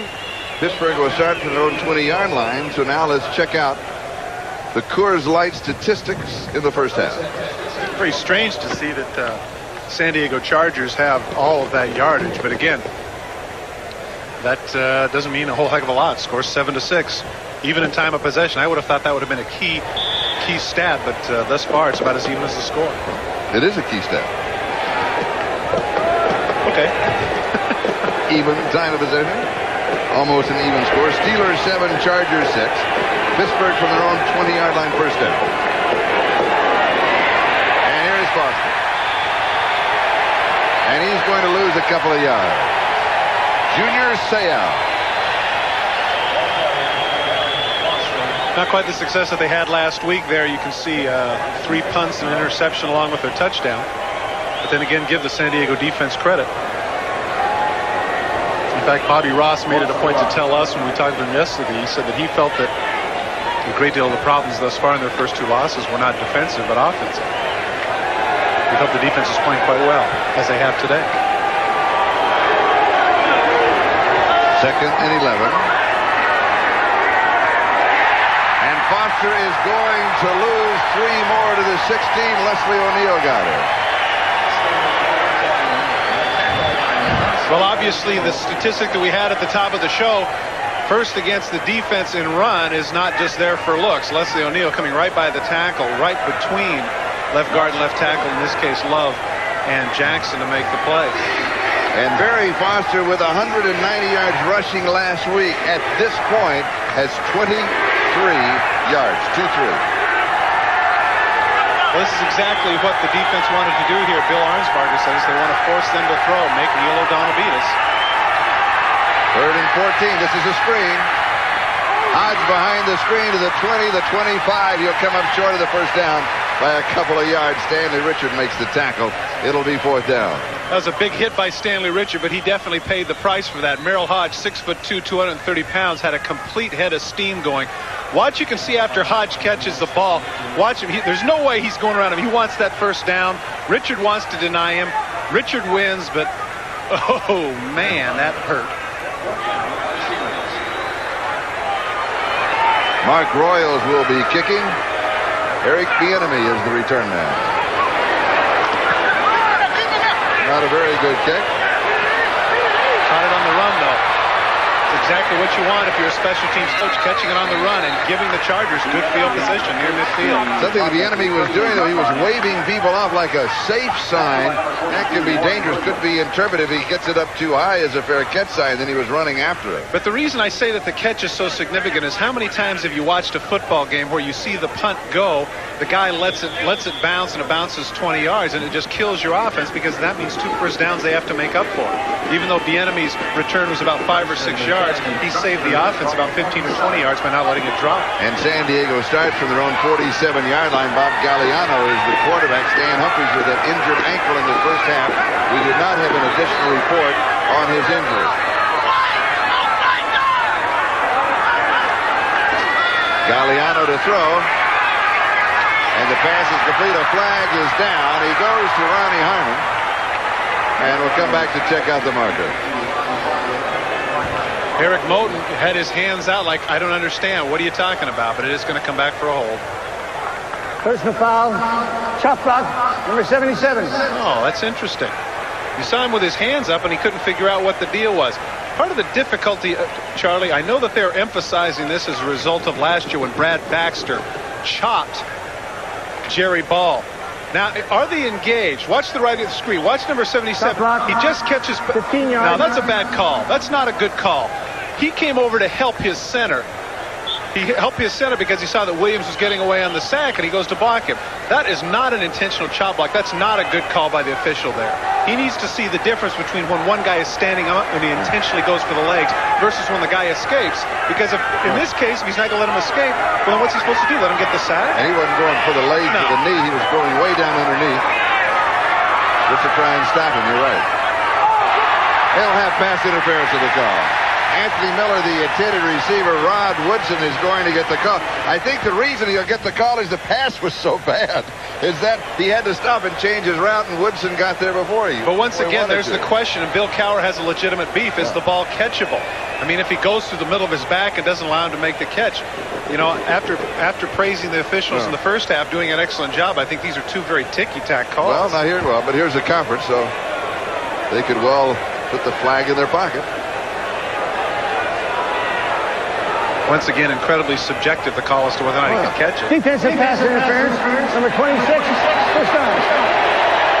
If we get a chance to see it, Bill Cowher said, that's what he's saying. If you can read lips, he could not catch the ball. The ball was too high. He could not catch the ball is what he's saying to the line judge. And, of course, the line judge saying, no, Anthony Miller has a 45-inch vertical leap. He could have got it. Yeah.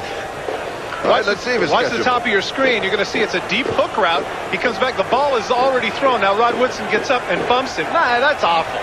That's awful. I'm sorry. Okay. That's not good. That's incidental contact at best. First down, San Diego, 49-yard line. Intercepted. Greg Lloyd with a great return. But he fumbled. And a fumble. Steelers say they still have it. There's a scramble there at the 20-yard line. Says they have it. Says they do. What a weird beginning here. Cowher was down helping out of the call. There he is on the left. It's a strange deal here. Chargers are pointing that they have it, and they do. They do. Oh, goodness. So a double turnover. You know what? You shouldn't have mentioned earlier about, what the baseball field about Sandlot. Yeah. This is what this has turned into. This is like Sandlot football all of a sudden. And it was Marion Butts who recovered. And an official Greg Lloyd's fumble. And now an official, you can see right here, got hurt. He's shaking his leg out. Who is that? This is just a bad throw. A bad throw. He doesn't see Greg Lloyd coming over. Now, Greg Lloyd actually shows some skill. Ooh, little sweet feet there. Gets by Galliano. Walker doesn't make the tackle. Stiffs arms him out of the way. Now as he cuts upfield, he cuts back to the inside. Loses the ball. There's the ball on the ground right at the feet of Marion Butts. Butts is the one who falls on top of it. This is really sad. I mean, this is like 4-on-4 or something. Swain is the one that ends up stripping the ball. First, Butts kicks it. He's it. That's a good call by the official right there. Marion Butts. Right on top of it.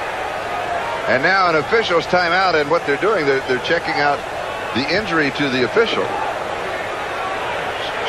Shaking that leg. That's John Alderton. John Alderton. Hey, he plays with pain. What a guy. Right. Watch Swain. Oh, there's no doubt. Look at the ball come out right there. You can see it's going to hit the ground. Ball completely out. The ground didn't cause it. So San Diego has the ball again, but this time at their 20-yard line, first down. 28 yards backward to go first and 10.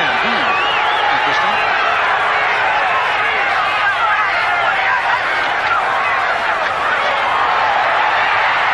And here is Marion Butts. And a flag is down. Game is unraveling right before our eyes. Curious call here. What is that? 37. And a Steeler player is injured. DJ Johnson. Yeah. Dwayne Young, the tight end for the Chargers, was downfield. I'm interested to know if that goes at the point of the foul, because he was downfield blocking when the flag was thrown. This has turned into a circus. Holding, number 88. Offense. That is Deems May, the rookie tight end from North Carolina. The ball goes back to the 10. It'll be first down and 20. Actually, Dwayne Young was the one in the middle of the field. Although there's Deems May, that was the call. 87 was the... Just, boy, oh boy. All right, first down and 20. The ball on the San Diego 10-yard line. And Stan Humphries with a ride back to the sideline. And here is Butts, and he's going to lose a couple of yards. Kenny Davidson got him. Correct me if I'm wrong. Gerald Williams there. Didn't this drive start at the 48-yard line? 47. So now we're on the, 8-9-yard line? I'm watching Stan Humphries behind the bench. He's limping a little, has the left ankle wrapped. There he is. I'm sure that he's not going to return to the ballgame. But it is good news because he's pretty mobile. Second and 21, the ball at the 9-yard line. I don't know about that, Charlie. You think he might return? It's interesting the attention they're giving him. If he wasn't, they wouldn't be giving him that much attention. Galliano's pass. Woodson over the top. It'll be pass interference. It'll be the second call against Woodson. It'll be an automatic first down, San Diego at their 13-yard line. Yeah, just when you're sitting home thinking, boy, this game's cruising along. We're going to have a little something to eat. We'll be out of here. Number 26, first down. Now all of a sudden the stars of the game turned into the people with the striped shirts.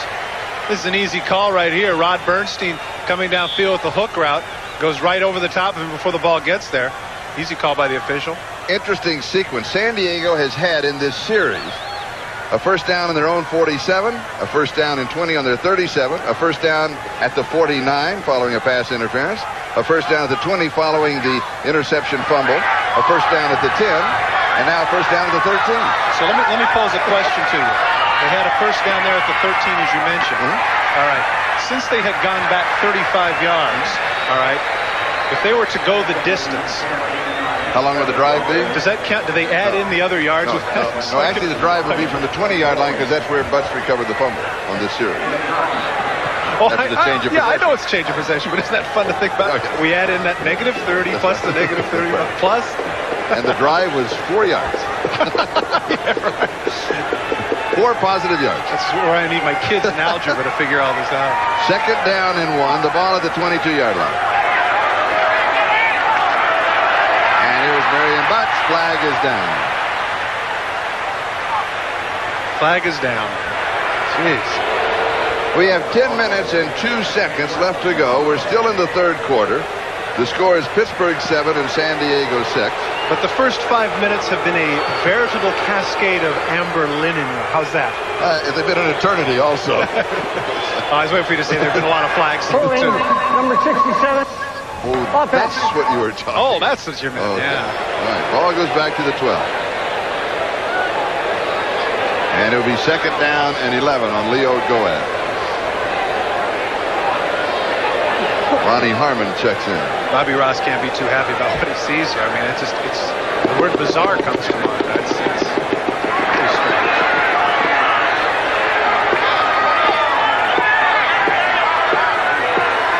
Pittsburgh was 5 in the secondary. Harmon's in motion. Almost picked off. Carnell Lake, whoop, he almost had 6 more. And we got a pushing and shoving contest. It's broken up by the officials. Here was the case of Bob Galliano looking downfield.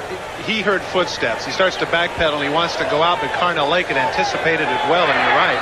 That could have been an easy walk. Look, he looks downfield, gets a little bit of happy feet. I just want to get rid of it here, and it's a good thing he threw it high because Lake was right there, and he'd have creamed him anyway for no gain. In fact, a loss. Marion Butts, the intended receiver, is now third down and 11. Carnell Lake, former outside backer for the UCLA Bruins. They feel like that he is reaching Pro Bowl caliber as a strong safety. And here is Bernstein to the 20-yard line.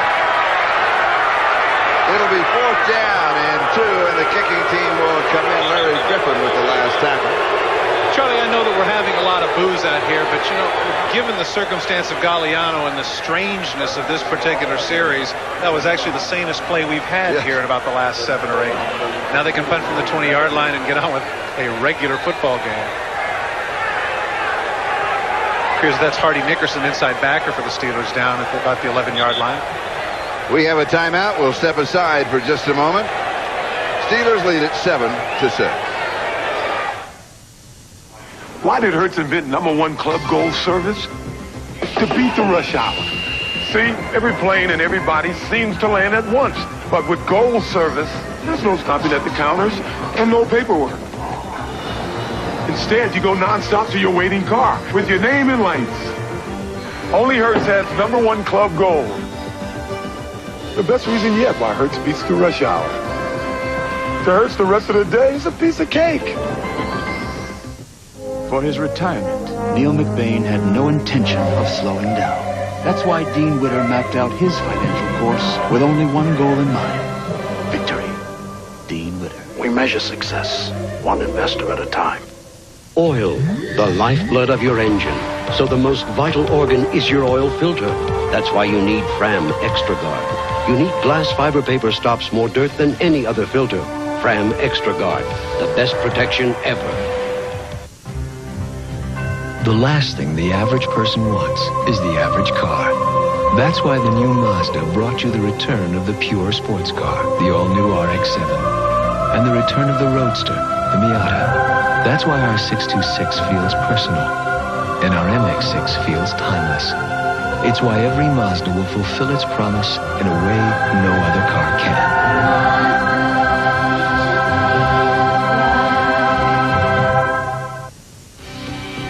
The NFL on NBC is brought to you by Hertz #1 Club Gold. Hertz's fastest service now in more locations coast to coast. By Dean Witter. There are many ways to measure success. Dean Witter measures success one investor at a time. By the U.S. Army. Learn how to get an edge on life. Be all you can be. And by the new Mazda. Mazda, it just feels right. Hardy Nickerson now on the sideline. We'll try and get a report. John Kidd will be kicking. Rod Woodson is the return man. Good news for the Chargers. The x-rays on Nate Lois and Stan Humphries are negative. Kick doesn't turn over. Woodson calls for the fair catch and takes it at the 42-yard line. He was bumped, but there is no flag. Carnell Lake blocked him into it, so that's why that call wasn't made. 8 minutes, 53 seconds. The time remaining, we're in the third quarter. It's Pittsburgh 7 and San Diego 6.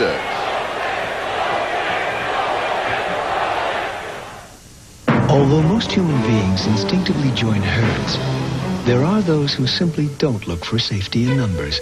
For this rare breed, we introduced the '93 Mazda 626 ES with a V6, an airbag, and ABS. Designed by the new Mazda, a company known for doing things differently. For drivers who feel the same way.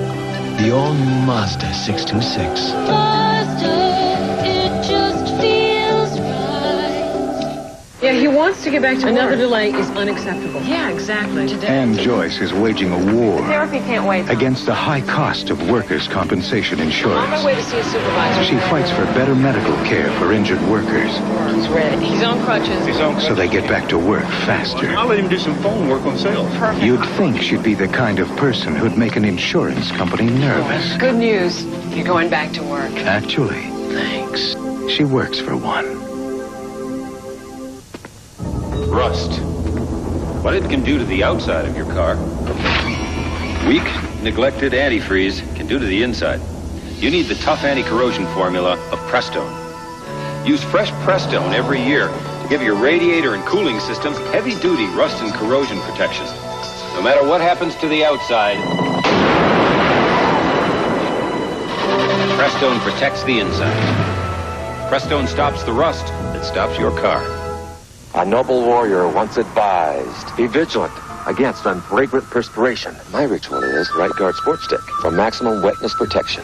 The best defense is not to offend. Right Guard Sport Stick. Anything less would be uncivilized. Stan Humphrey's injured ankle is his left ankle. He is testing it. It is not, of course, his plant foot. He's a right-handed quarterback. This is taped while we were away. He might come back when San Diego moves on offense. But first, the Steelers have the ball at their 41-yard line. Neil O'Donnell, all the time in the world, drops it off underneath to Barry Foster. Fumble, ball is loose. San Diego has it. Gilbert.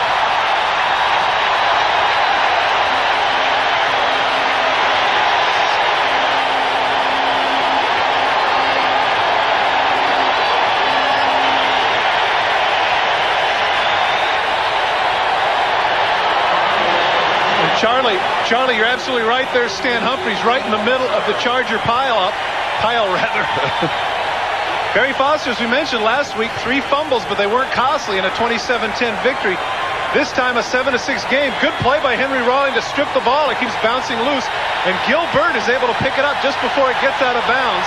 And the cheer you hear from the crowd is not just the momentum of the fumble, but the quarterback back in is Stan Humphries. And a first down, San Diego, Pittsburgh 38-yard line. Steelers lead by 1. Here's Rod Bernstein to the 31. 7 yards. 2nd and 3, David Little and Gerald Williams on the tackle. Those of you that happened to watch the Monday night game last week when the Browns were playing the Dolphins, you'll remember that Stan Humphries, Bernie Kosar played the last 3 quarters on a broken ankle. And so when they went in and found that it was broken, he was able to play on it. So Stan Humphries on a sprained ankle seems like a logical move, and got it taped up, and there he is. And you saw a shot of Barry Foster on the sideline who just fumbled.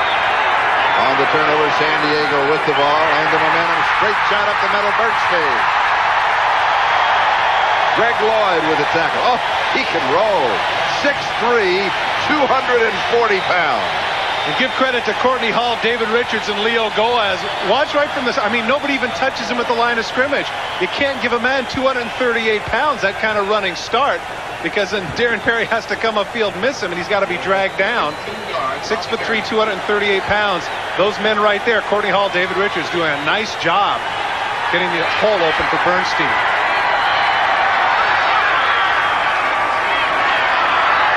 Bernstein again. Bounces off of tacklers. Gerald Williams was there. A little bit of a scuffle after the play. Once again, Aaron Jones, the defensive end, makes the play and turns it inside. We mentioned the former first-round pick, 1988. They've been waiting for him to do something. Well, now this is about the third time he's been involved in stuffing the play behind the line of scrimmage. Loss of a yard. Courtney Hall and Jones going at it. Second down. Loss for about half a yard.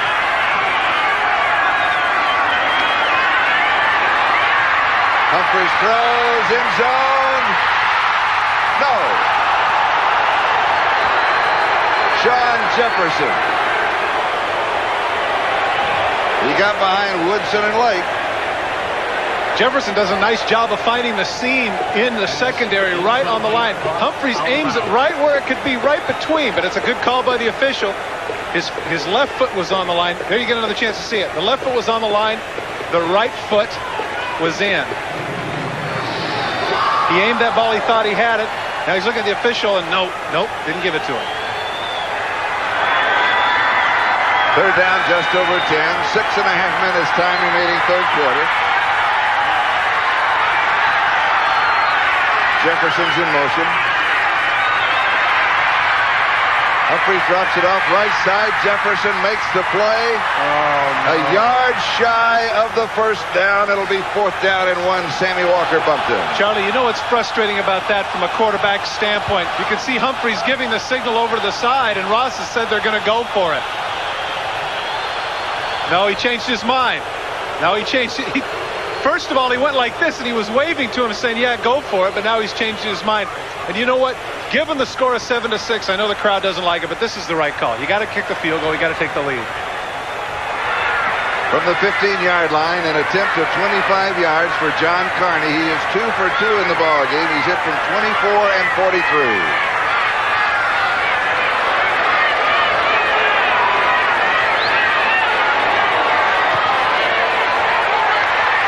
No good. He pulled it.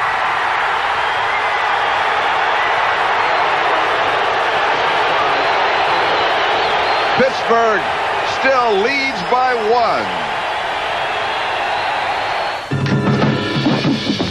1. On September 25th, the legend begins.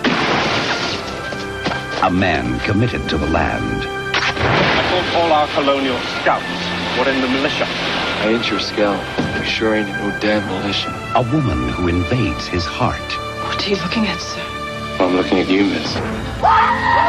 Caught between empires at war. Their love refuses to surrender. Why didn't you leave when you had the chance? Because what I'm interested in is right here.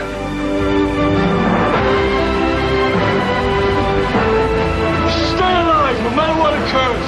I will find you. No matter how long it takes, no matter how far, I will find you. Academy Award winner Daniel Day-Lewis and Madeline Stowe. The Last of the Mohicans. Rated R. Starts Friday at theaters everywhere. Once in a great while, a car comes along with such timeless beauty, such intrepid performance, you can't help but make predictions. What do you do when you think something is destined to be a collector's item? You put one away for safekeeping. The new MX-6 from the new Mazda. Mazda, it just feels right. Then again, who can wait that long?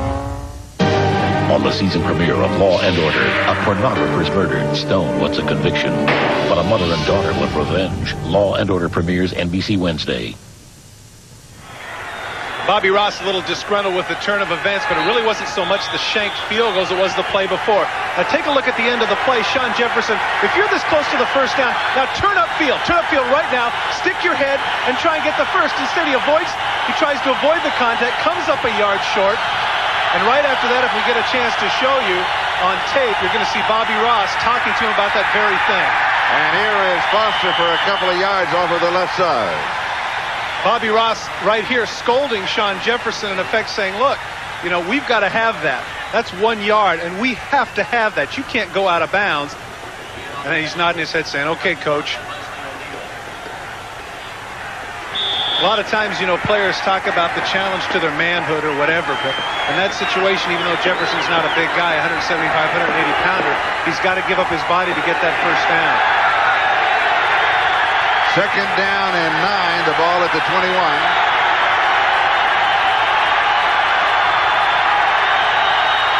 O'Donnell is 11 of 15. He throws to Stowe, slips a tackle, has the first down.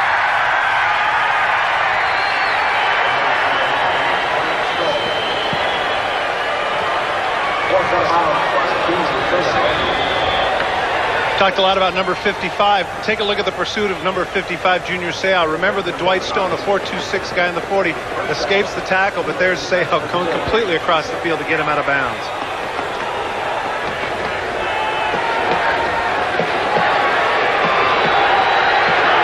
Junior Seau, as we mentioned before, his enthusiasm. He even loves to practice, which is strange. Yeah, that is. I agree. And here is High. Earl goes over the top for about 3 yards. Blaze Winter with the tackle. You know, Bill Arnsparger was telling the story about Junior Seau yesterday when he said that they had a punt drill. And, of course, players know that when you go through Special Teams Day, if you're a starter, an offensive or defensive starter, Special Teams Day is usually a day where you just get to sit back and relax and not do a whole heck of a lot. Instead, he said that Junior Seau came out and ran as a sprinter just because he wanted to be involved in it. He wanted to practice, and that really supports what you're saying about the fact that the guy just flat out likes to play. Second down and 7. O'Donnell now 12 of 16. This one is dropped. Adrian Cooper, who caught the touchdown pass, dropped it.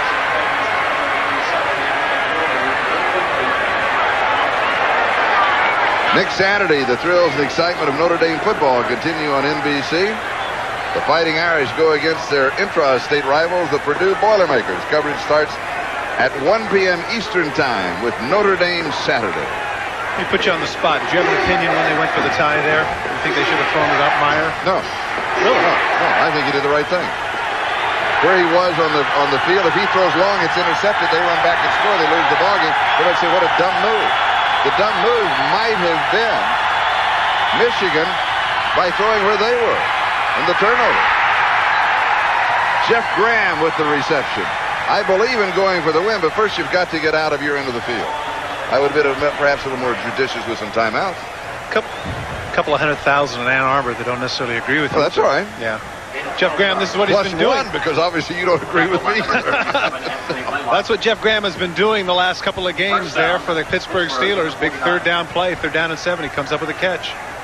Tony Blaylock in pretty decent coverage, but again, it's kind of tough when you have to cover the man not only just to the outside, but all over the field. Steelers at their own 49-yard line, first down. Pittsburgh leads by 1, 7-6. Just over 3 minutes to go in the third. Here is Foster. And he just keeps coming at you.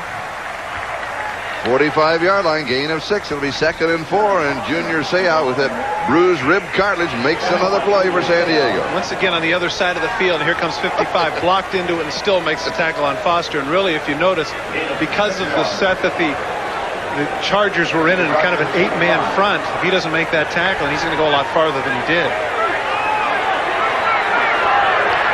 Junior was asked this, why, I asked him about his motor, the whole thing about how his motor is always running. And his response, which I thought was very funny, he says, Junior!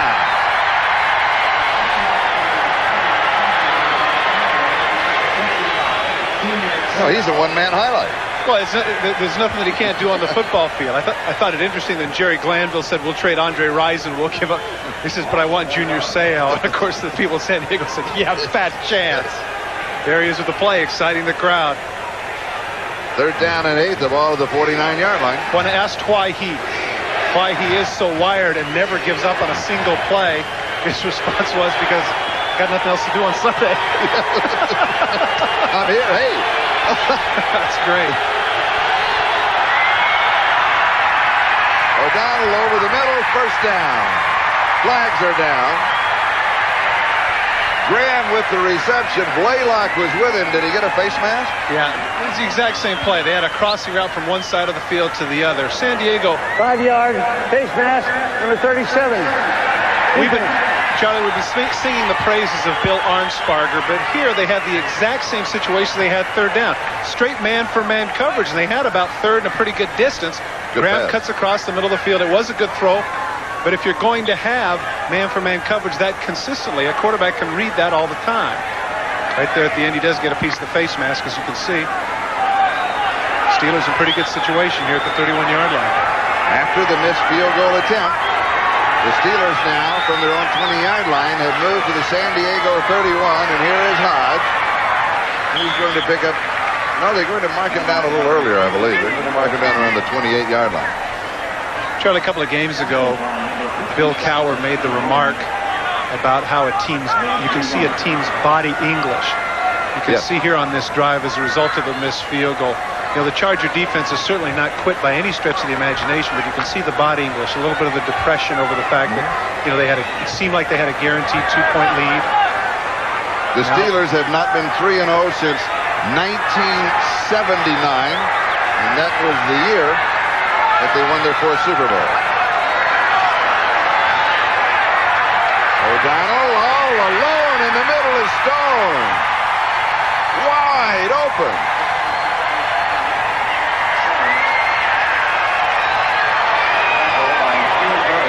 Give O'Donnell credit. He threads the needle here in his zone coverage. Gilbert is a little bit slow to react. Right here, he should have seen that. Stone jumps up. He makes the hit on him, but he needed to be a little bit quicker in anticipating what O'Donnell was going to do.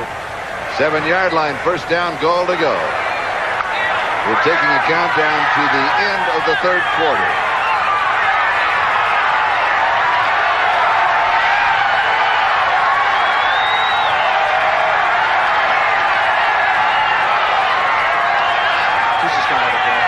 And he does. That is the end of the third quarter. The score, Pittsburgh 7, San Diego 6. We'll be back after these messages from your local station.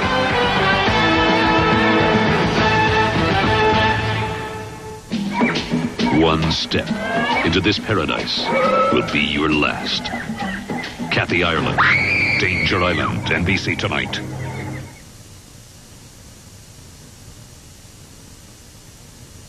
Hey, Hannon, lunch. Hey, all right. No.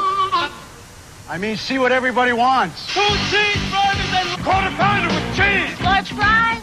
Big Mac. Big 2. Got it, kid. With McDonald's Extra Value Meals, you can order your favorite food by number. Served up fast, guaranteed. What you want is what you get at McDonald's today. Hannon, nice job. It's yours from now on. The story of the 91-92 Pens, now on video. Watch the back-to-back Stanley Cup champs. Look for Against the Odds right now at Foodland. Yes.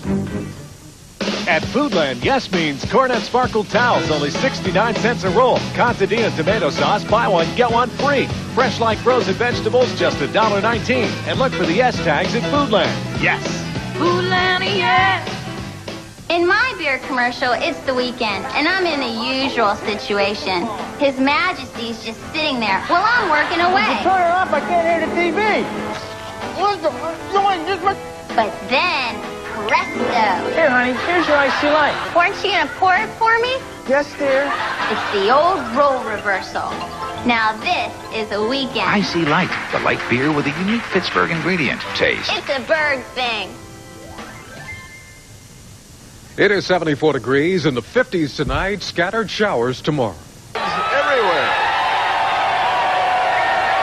Amazing how many friends you get when you win. I think over here, the California Steeler fan club. 11th play of the drive. It's consumed 5 minutes and 48 seconds. It's first and goal, 7-yard line. And here is Foster. And he's going to pick up a yard, maybe 2. Mark it to the 5. Second down and goal to go. Big victory for the Charger defense here if they can force him to kick a field goal. Neil O'Donnell in the second half. 6 of 7, 69 yards. Overall, 15 of 20, 197 yards, a touchdown, and an interception. It's interesting because, as we mentioned, the thinking was make Neil O'Donnell beat us, and that's kind of what he's doing. He will, yes. I like Bill Cowher. We talked to him yesterday. He said it's a business trip. It has to be treated as a business trip.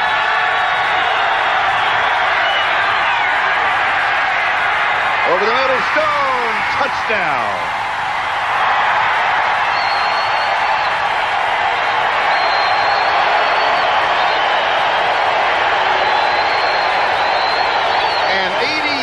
Touchdown drive following the missed field goal. And the first thing Cowher does is he goes over his defense. He says, don't you dare let down.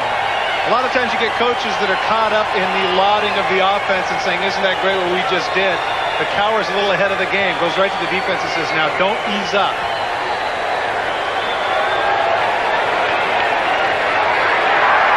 Gary Anderson with the extra point. And we have flag. A little frustration on the part of the San Diego defense, as we mentioned, out in the field more than 6 minutes in this last drive following the missed field goal. They can't be too happy about what's going on here. Ball start. Number 72. Before the snap. The Steelers putting together an 80-yard drive in 12 plays, and here's the touchdown. They're able to get away with a pick in the middle of the field. Dwight Stone comes in motion. He picks off. There you see, there's nobody there in the back. As soon as he runs into Gary Plummer, he comes to the back of the end zone, and Blaylock fell off him, and there was nobody within 5 yards of it. And the extra point attempt, and it is no good. Off of the skin part of the infield, full left, just as John Carney did. So the score remains the Steelers 13, the Chargers 6. How much insulation do you have in your attic? 3 inches? 6 inches? Well, the Department of Energy recommends R38 for most American homes, which is equivalent to a foot of Owens Corning pink fiberglass. So grab a ruler and measure your attic insulation. Then get rolling. And get a foothold on your energy bills. For more information, call 1-800-GET-PINK. It isn't the night or even the fog that gets you. It's when the team leader puts you in charge for the first time. And you decide to drop right inside Alpha Team's backyard.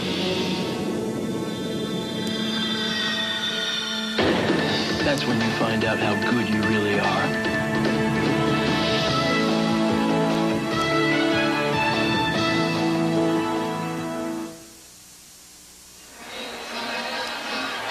Welcome back to San Diego. That missed extra point by Anderson. Now, that is only the third missed extra point in his entire career. It's amazing. Heading into the season, he was 323 out of 325. In fact, he had a string of something like 190 straight, so that really is a big miss. And I think that's got to give the Chargers a little bit of hope, because now they can go down the field. They don't have to score twice. They can get in the end zone, kick the extra point, maybe force overtime. Now, when San Diego missed a field goal, then Pittsburgh came back. Could this have the same effect for San Diego? Well, in the case of the Charger fans, you would certainly hope so. In the way that Humphreys was throwing the ball earlier in the drive, I mean, it wasn't the offense that stopped him. You know, it was the fact they had a 4th and 1. They shanked a field goal. They looked pretty good the last drive with Humphreys leading them. And congratulations for getting your coat on so quickly.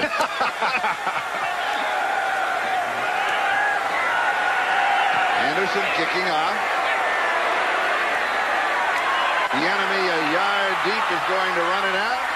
He is to the 20 to about the 23-yard line. We have 14 minutes and 4 seconds left to go in the ball game. And the score is Pittsburgh 13 and San Diego 6. Back in a moment. Cowher power for the Pittsburgh Steelers. NBC power for next weekend. I like it segue. What a segue. I like that. Segues are for kids. The big game is Pittsburgh and Green Bay, the second half of the doubleheader, and that game is going to go to about 90% of the country. A huge game. Yes, a huge major game. And I tell you what, 7 cameras. I know that the nation really wants to take a look at this kid, Terrell Buckley. After that 57-yard I want to see him. I mean, it's just unbelievable to me how he and Dion. Dion comes off the baseball field, runs back a kickoff 99 yards for a touchdown. This guy comes out of the bank and runs it back 57 for a touchdown. San Diego now from their own 23-yard line, first down. trailing 13-6. Good numbers for Stan Humphries there. Coming back off of that ankle injury of the first half. It is tipped to the air. It is intercepted. The Steelers have the ball. David Little with the interception. Kenny Davidson is the man who got a hand on it, and David Little with the interception. San Diego Chargers, it's almost like Murphy's Law. Yeah, this is a good play, but how many different directions can the ball go when it's batted? It can go down, it can go out, it can hit the ground, but instead it goes straight up in the air. David Little with the interception, and right when the Chargers thought they had something working for them, turnover. And watch number 33 on the replay, Ronnie Harmon, because he's still down. I mean, how many times have you seen the ball batted where it goes straight down or ricochets off and goes a different direction? In this case, straight up in the air, and David Little gets the gift. And Harmon is up, but did you also see Stan Humphries? He was up trying to make the tackle. That's the 13th turnover that Pittsburgh has had now in the first 3 games. That leads the National Football League. That man right there, Kenny Davidson, with a big play, enabling David Little, the 11-year vet, to get that interception. That graphic coming into the ball game. The ball now at the San Diego 17-yard line. First down, Steelers. 13:55 remaining. Pittsburgh up 13-6. And here is Foster to the 14-yard line, a gain of 3. And for an update, let's go to New York City and Bob Costas. Bob? Under the category of go figure, Charlie, Todd Philcox with Bernie Kosar hurt, and he rifles his second touchdown pass of the day to Eric Metcalf. The catch and run covering 69 yards. Metcalf has 3 TDs, 2 on receptions, and 1 on a run. And Cleveland leads at L.A. 21-13. Charles? Thank you, Bob. And Todd, after Monday night's game, when Cleveland was so beat up, I didn't think they'd have a chance in that ball game against them. Yeah, you figure only 6 days, 5 days rather, preparation, plus the fact that they have to travel and they're going to the second-string quarterback. I think, in fact, those are one of the reasons that the Raiders went to Marinovich. Stone juggles it, spins, holds on.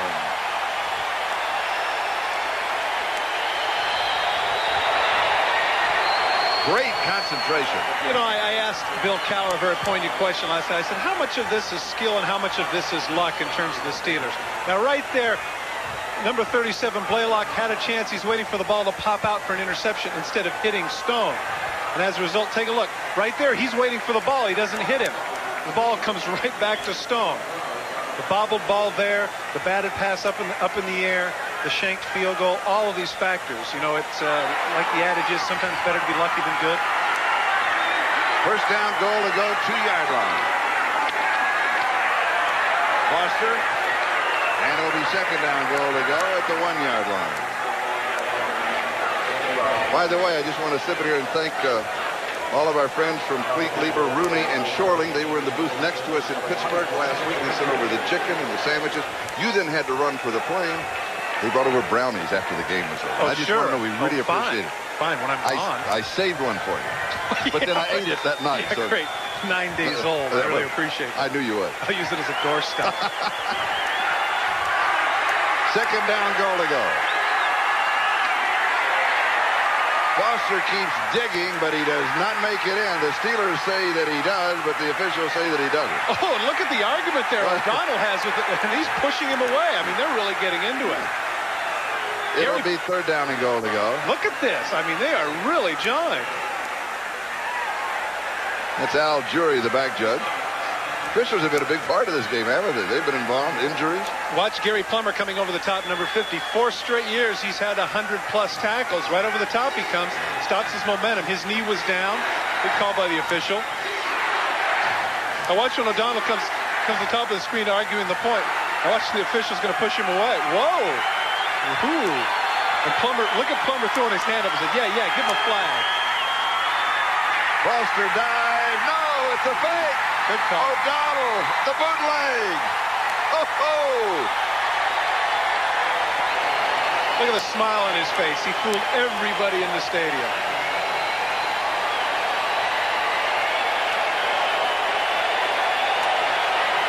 What a great fake.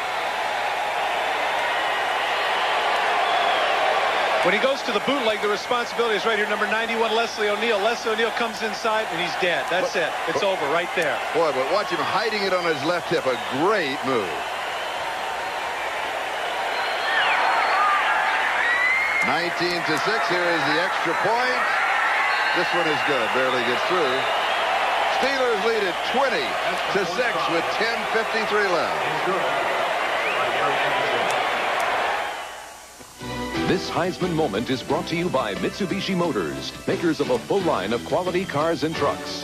Jay Berwanger was nothing short of spectacular at the University of Chicago.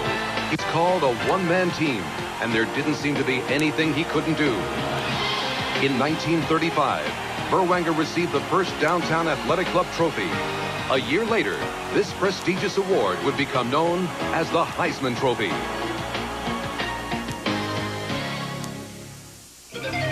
Eclipse. Noun.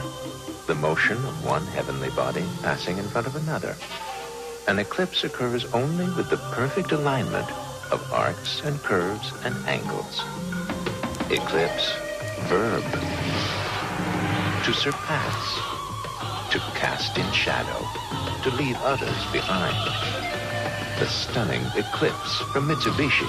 The word is getting around. Castrol GTX is the only leading motor oil that meets the world's toughest requirements for viscosity breakdown in every grade. This is the only way to get that kind of performance from any other leading brand. Castrol GTX, engineered for today's smaller cars. It's the Domino's Pizza NFL Spectacular. What are these guys into? Piling it on. And if you're into piling it on, get a Domino's Medium with unlimited toppings now, just $8.99. And pile it on. Nobody knows like Domino's. The NFL on NBC is brought to you by Domino's. Call Domino's Pizza right now, and you'll be enjoying our unlimited toppings pizza deal when the game is over. Welcome back to San Diego. 10:53 time remaining in the game. Gary Anderson will be kicking off to Eric Bieniemy. Steelers up 20-6. Bieniemy takes it at the 1-yard line, juggles it for a moment. He's to the 20. 25, 30, about the 32-yard line on the return. Take a look from the top. You can see that right to the right of your screen is going to be number 91. His response, watch him come down, and as soon as he's down, he's dead. Whoops. That's it. It's over. O'Donnell in for the score. That's really a tough situation. It's a do-or-die play, of course, for Pittsburgh, because if O'Neal reads it right, he sacks him for a 7-yard loss. But give credit to Ron Earhart, trusting in his 230-pound quarterback to leg it in for the score, and that's what he did. Chargers ball, first down, their own 31-yard line. A lot of time remaining, 10:42. Humphries to throw. And it is incomplete. Derek Walker, the intended receiver, a catchable ball. Well, the Steelers have really been tough defensively this year in the second half of their ballgame.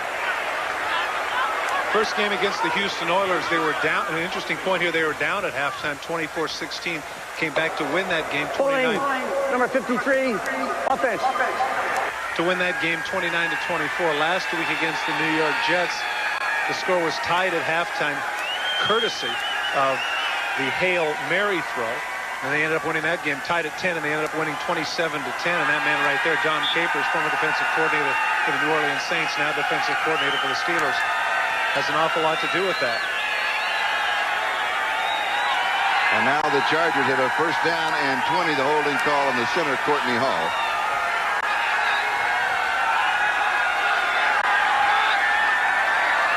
Steelers offside. Humphries goes deep, and it is incomplete for Sean Jefferson. And now we've got some pushing and shoving back at the 10-yard line. Has there been an inordinate amount of pushing and shoving and jawing and contact after the plays? Well, at this point, it's strange, and I know that Bill Cowher is not very happy about what he sees out there. He's got a 2-touchdown lead, and the last thing he wants is he wants his Steeler players to get out there. And you can see right there, he came. That was interesting. Right there, he came out with Levon Kirkland, and he went in to replace a linebacker. Whoever it was getting into it, and I think it was Gerald Williams. I tell you, Moton may have been thrown out of the ballgame for San Diego for kicking. But you I can think see that's what happened, because Gerald Williams is walking off the field right now. Levon Kirkland, the backup, he went right in. Now, I'll be interested to see if he gets in a conversation here with Cowher in terms of some poise out there. Cowher lets him go. He's going to make him sit down. We have a 5 and 15. 5-yard penalty against the defense. Offside. We have an ejection of number 77. Out of the game. Yep. And I think it was for kicking. That was one of the signals that I picked up from the official. Now you can see Bill Cowher saying to him right there, what sense does this make? The score is 20-6. We're winning. You have to keep your poise. It makes no sense right here to do what you're doing. And sure enough, it's interesting. A little psychology here. He goes over and talks to him, sends him back on the field. Now Levon Kirkland will come off. You know what? I mean, he is pushing all the right buttons here in the first 3 weeks of the season. Offside here. Personal foul there. 5 and 15. So the ball goes back to the 10-yard line.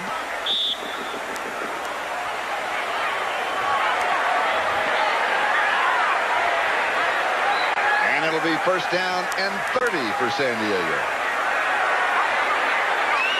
Mike Zandowski is now the left guard, replacing Eric Moten, who was ejected.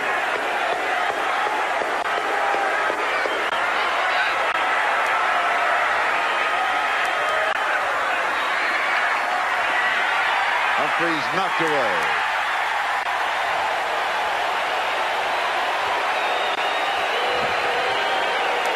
Gerald Williams, a nose tackle, is the man who knocked it down. And it will be second down and 30 for San Diego at their own 10-yard line. Chargers' last 4 possessions. This is the second half. 1 play interception, 6 in a punt, 5 in a missed field goal, 1 in an interception.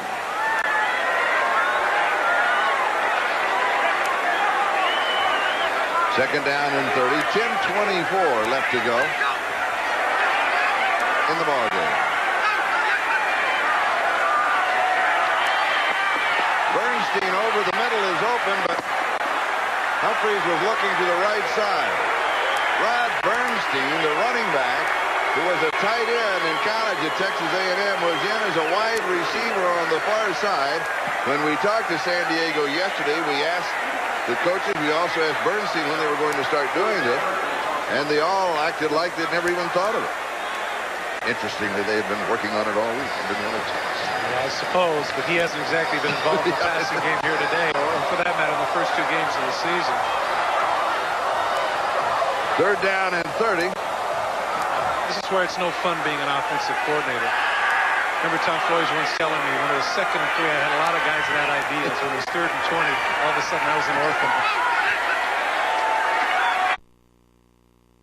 Wants to throw back to the right. Flag is down. The pass is complete at the 17-yard line. Was that Sean Jefferson that caught it, but there was a marker. Courtney Hall absolutely tackled Gerald Williams there on the goal line. Pat Haggerty saw it, but my guess is Pittsburgh's going to let it go and make a kick. Holding 53 offense decline. And it will be 4th down. You know how I knew it was decline? The fact sheet of the punter went up. I mean, as the flag went down, they already. Ron Woodson is the return man for the Steelers.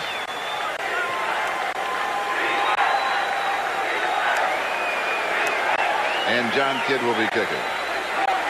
Sam Ano is the snapper for San Diego. That's the only thing that he does. But this is what he does.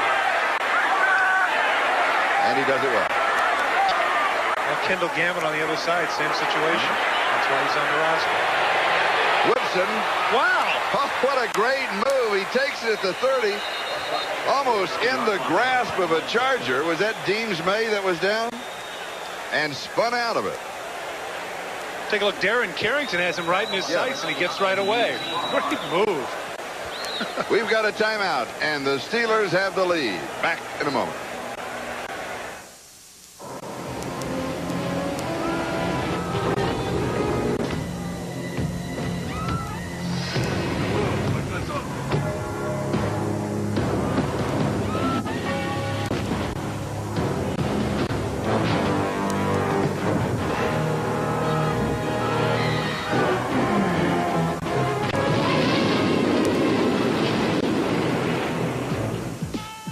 thought about wearing shoes? Mitsubishi believes that a luxury car should offer something beyond the usual luxuries. It may be extraordinary power and control, a consummate blend of comfort and performance, or a state-of-the-art four-wheel drive system. The 3000 GT, the Diamante, the Montero. Lease the luxury car of your choice. Only $399 a month for 36 months. Mitsubishi, the word is getting around. Why do you get great service from a MetLife rep? He's got terrific follow-through, answering tough questions. He's fast when it comes to paying claims. He's got lots of drive and power. And he makes neat saves when the going gets rough. It all adds up to Advantage, MetLife. Get Met. It pays. The NFL on NBC is brought to you by Mitsubishi, bringing you a full line of award-winning automobiles. Mitsubishi, the word is getting around. By the people at Nike, who encourage you to just do it. By Radio Shack, America's technology store nobody compares. And by Delta Airlines. At Delta, we love to fly, and it shows. This is Charlie Jones and Todd Christensen with 9:46 left to go in the ball game. Today's attendance, 46,127, 46127. Steelers first down, 33-yard line.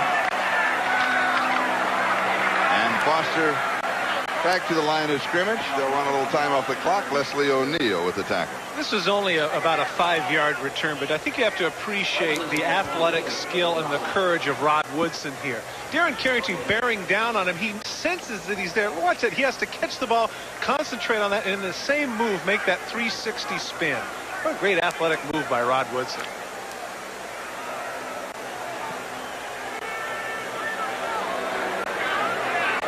Second down and 9.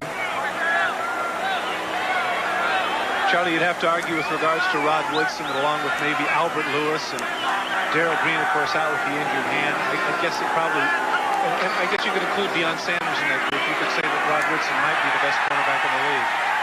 Well, I think he is the best cornerback in the league. Barry Foster carries. Floyd Fields with the tackle. Of course, in the case of Deion Sanders, you've got a guy that has similar skills. I think the difference between the two, though, is that Rod, being over 200 pounds, and we've seen in the past, they can utilize him to rush the quarterback, support guy, as well as doing returns. He just needs a nickname. He doesn't have prime time or anything like that.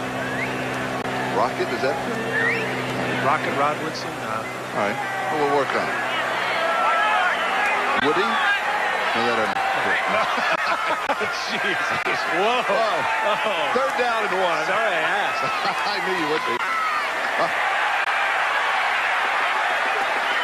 Foster is dropped for a loss. Seau was there. Plummer was there. O'Neal was there.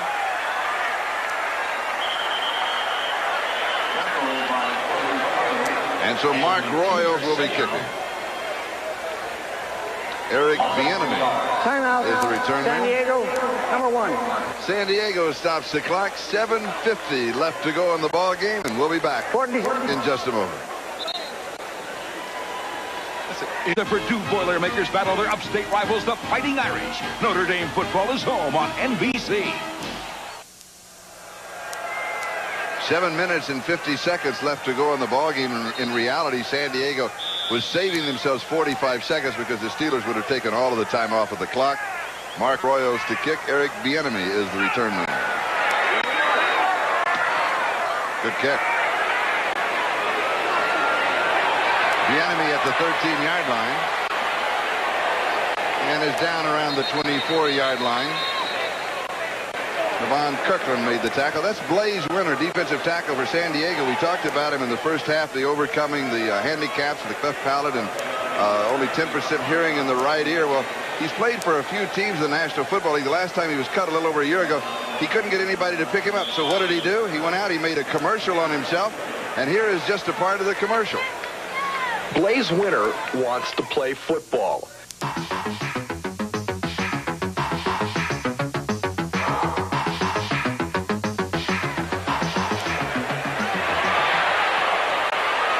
Humphries throws deep. There is tripping. That'll be incidental contact. They will not drop a flag on that when your feet get caught up. D.J. Johnson and Anthony Miller. There's a flag back down the field. But that's in the place where they normally call holding against the offense. Coming back to Blaze Winter, I think it's an interesting point, Charlie, that you mentioned that some of the teams he's played for, including Indianapolis and the Green Bay Packers. It's very rare that you see somebody that has this level of persistence. His comment to us is that there are too many people that just wanted to throw him away. Number 72, offense. Still first down. And I think anybody like myself who has played the game understands the commodity broker type relationship that you have with management. But I mean, the courage that he's shown and the insight to go out and make himself presentable in that video. I mean, that really shows a lot of foresight on his part. And as a result, now he has a job with the Chargers. Also quoted this week, he said, absolutely anything is possible if you are relentless and you refuse to die. But he stayed after him. And he's playing well. You're right. He certainly personified that. Yeah. Now for an update, let's go to New York City and Bob Costas. Bob? Charlie, Eric Metcalf having the day of his life in the National Football League. Here he'll catch a 63-yard touchdown pass from Todd Philcox. Makes the tackler miss. Ronnie Lott chases him, gets a little piece of his heel, trips him up, but Metcalf stays on his feet for his 4th touchdown. Man, Cleveland 28, the Raiders 13, and back to the folks in San Diego. All right, thank you, Bob. Are you surprised by that score? Very much so. I really thought that homecoming and everything else going the Raiders' way with the new quarterback, that would have been a victory for them. But give Metcalf credit. I'm thinking that his dad, Terry's got to be awfully happy right now, huh? Humphries goes deep, and it is incomplete. Harmon can make the one-handed grab, but this time he couldn't pull it down. He has those tackify gloves that Todd likes. He just grabs them and pulls them down. Not. Not okay. Laying out with the one hand right here. It almost sticks. But closest only counts in horseshoes and drive-in movies. I'm moving right along to the 10-minute ticker. Just keep on going. There's the Cleveland score that Bob gave us the update on. Washington by a field goal in the 4th. Look at the day Michael Irvin was having. Yeah. I guess you really do need training camp, huh? Humphries deep over the middle to Bernstein. It is incomplete. It'll be 4th down, and the kicking team will come aboard. 7 minutes and 13 seconds. Time remaining in the ball game. The Steelers are up 20-6, and the Bluebirds are out in San Diego. This is a time for Bobby. This is one of the most difficult things for a coaching staff, because now is a time for them, as strange as it sounds, 7 minutes left in the game, unless something very strange happens, you figure the Steelers are going to win this game. They need the chance here to look at some people, to give Humphries a chance to do some things that maybe he didn't have a chance to do in preseason with the Chargers. I think people have to take that into account. This is only his second NFL start for the Chargers. And here's Woodson from the 39, a right return. He cuts upfield, goes to the outside. He's to the 40, needs one more block. Hurdles. Dead into the kicker, John Kidd. I'm telling you, I saw that coming, and I know he's hurting. You know what his thinking was right there is he thought that John Kidd was going to go low. Look at the blood on his nose. He just got that lower bar. He's a kicker. That's exactly right. You know what else? He's a football player. Yeah. Well, he'll be able to go home and bag it. You're right. They set up the right return. Of course, Rod Woodson, former high hurdling champion from Purdue University, gets to the outside. Now, it looks like he's gone. Right here, he's made the decision. I'm going to jump. But he's not going low. Look at that. Ouch! Oh, goodness. He caught the knee right on the bridge of the nose. Look at this. Oh, man. Ouch. But you're right. He thought the kid was going to come low. He would clear him on the top. And would go all the way to the end zone. Now, this is where John Kidd wishes he was back in Buffalo, because, of course, it could freeze that injury and wouldn't hurt his back. Barry Foster, Junior Seau makes the play. You know what? It's 20-6. 20-6. The game's over. Number 55, go ahead. Take a play off. Game's over. What's the deal here? What does he do? Makes another tackle for loss. Guy's all over the field in what appears to be a hopeless cause, and he's still involved, still intense. That's impressive. This is what Bobby Ross said about Junior Seau. Remember, this is a 55-year-old coach who's been around the block. The best player I've ever been around. That's saying something. No, he's not too bad a player to be around either. That was a great return. 2nd and 16, the ball on the 22. Incomplete. Adrian Cooper, the intended receiver. As I mentioned, at Purdue University, of course, he was a world-class high hurdler. But, of course, those who follow track and field aficionados know that the sticks are only 42 inches. You know, to go over 42 inches, John Kidd's 6'1". That's right. So he John didn't help him either. John was standing up to take He overestimated his ability. Oh, yeah, John was the hurdler.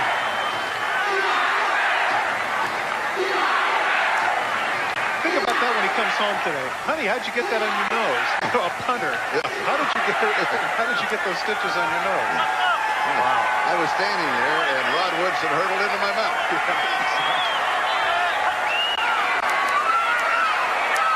Hodge, nothing there. Clock is moving on his countdown. 5:55 time remaining. Now it'll be Gary Anderson's turn to try the field goal right around shortstop. Somewhere between second and third base. Timeout.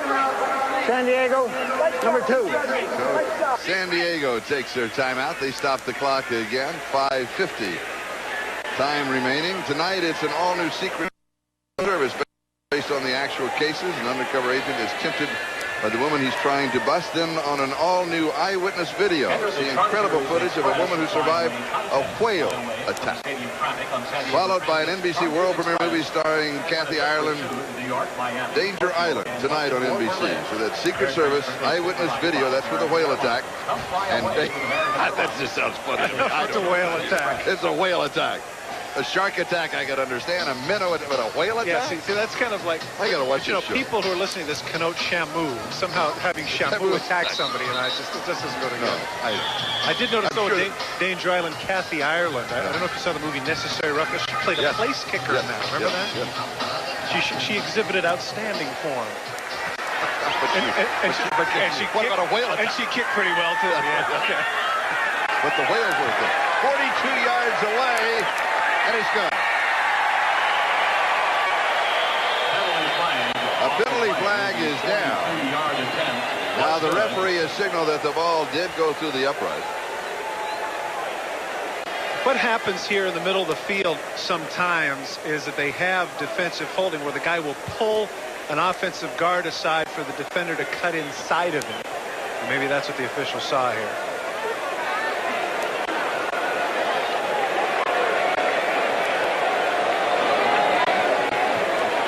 Disregard the flag.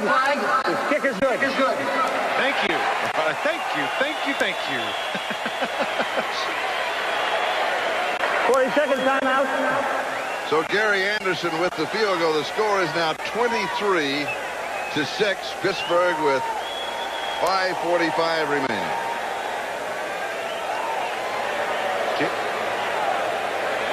Actually, a pretty big milestone there for Gary Anderson. 18th on the NFL career scoring list. Those of you who are Ram fans remember the kicker Bruce Gossett, who he just passed.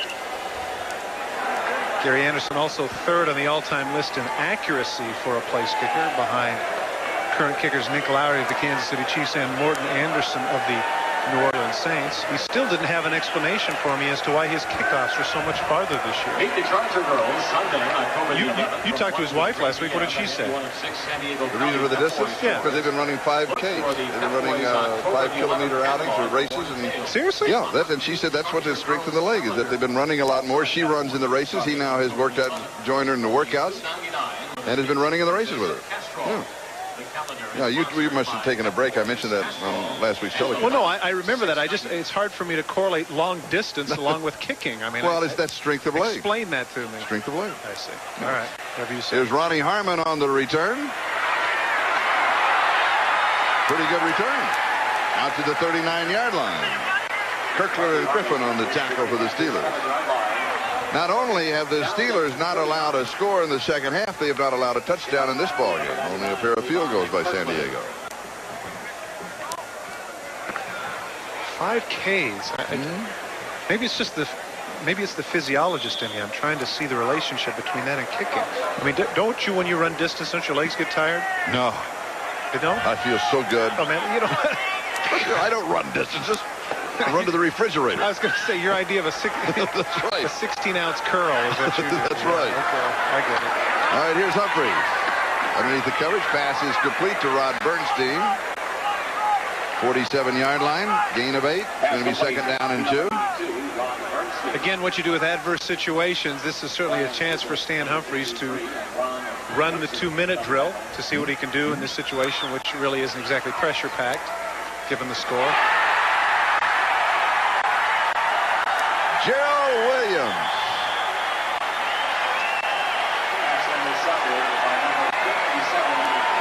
The third interception of the ball game for the Steelers, their 12th of the year. And once again, the concept of better being lucky than good. He's actually in on the rush, but he doesn't get there soon enough. So what happens? He's too far downfield, throws off the blocker, and look what I got. Right to it. Yeah. Sometimes when you get a bad pass rush, you luck out and get an interception. And it certainly seems like, as far as turnovers are concerned, at the risk of being redundant, all are going the way of the black and gold. So Pittsburgh now at the San Diego 44-yard line, first down. 4 of the NFL's top interceptors are Steelers. And here is Barry Foster to the 40-yard line. It'll be second down and 6 as George Thornton makes the tackle. Those who follow football closely remember 12 years ago the cry that Joe Green had up after the 79 season, going for their 5th championship, called One for the Thumb. Now here we are 12 years later, and if the game follows after 3-0, who knows? Maybe they'll begin the chant again. That's too early, isn't it? A little early. Little early. For San Diego, they're looking at a start of 0-3. The Steelers at a 3-0 start. The surprise team in the National Football League, and they'll be at Green Bay next week. The Chargers will be in the Astrodome against the run and shoot of the Oilers. At the risk of making fun of the age-old football axiom that this man, in fact, proffered to us about, we play them one game at a time. Yes. You look ahead here against, certainly a game in Green Bay would be very winnable, and then they have the bye week. Yes. So they can conceivably be looking at 4-0, getting all their people that are hurt back. And because of the fact that, interestingly enough, 3 of the first 4 games they've had, Charlie, have been on the road. And so they'll have home games down the stretch when it counts heading into playoff time. And it's certainly the way things are going. Pittsburgh in the playoffs is not, nobody would have guessed. Not a reach. No, not a reach by any stretch.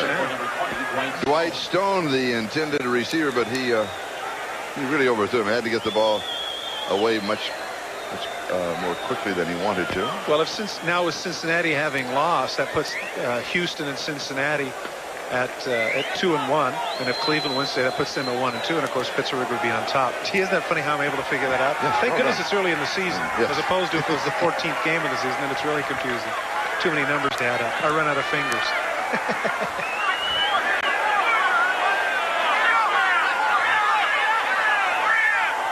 Gil Bird is the return man. Mark Royals kicking.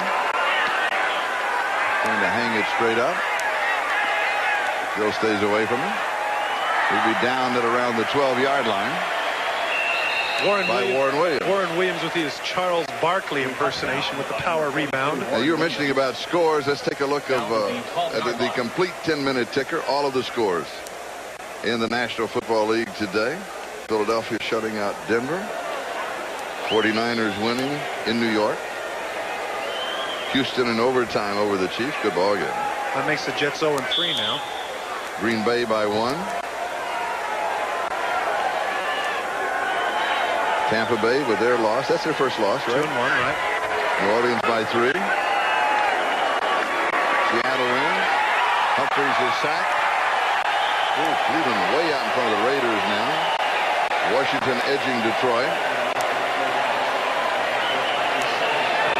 Dallas leading Phoenix by 11 in the 4th. Rams continue to struggle. And here the score is Pittsburgh 23 and San Diego 6. And we're moving on the 3-minute mark of time remaining.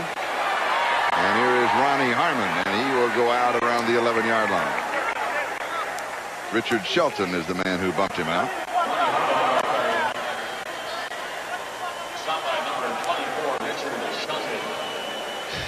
You know, on the one hand, looking at the Pittsburgh Steelers going, who would have thought they'd be 3-0, and the way it's heading right now, who would have thought the Raiders would begin the season 0-3? Yes. That's why they play the games on the field. On the field, and not on paper. You're right. Sure. Third down and 11.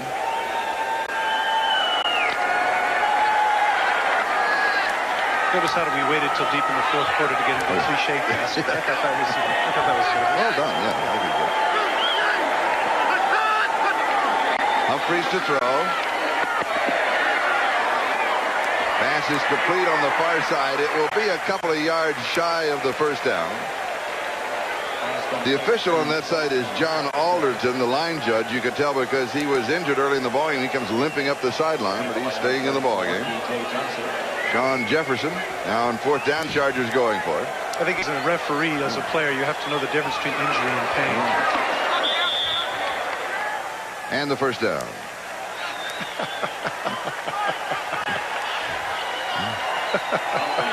I don't know what you're giggling at, but I'm giggling at myself. Oh, okay, I'm just entertaining myself. Did you tell yourself a story and you liked it? Yeah. Okay. First down, San Diego. Humphreys to throw again. Tipped incomplete. Knocked away. Good defensive play by Brian Hinkle. Harmon, the intended receiver. 2:15 left in the ballgame. Do you see any bright spots for San Diego today?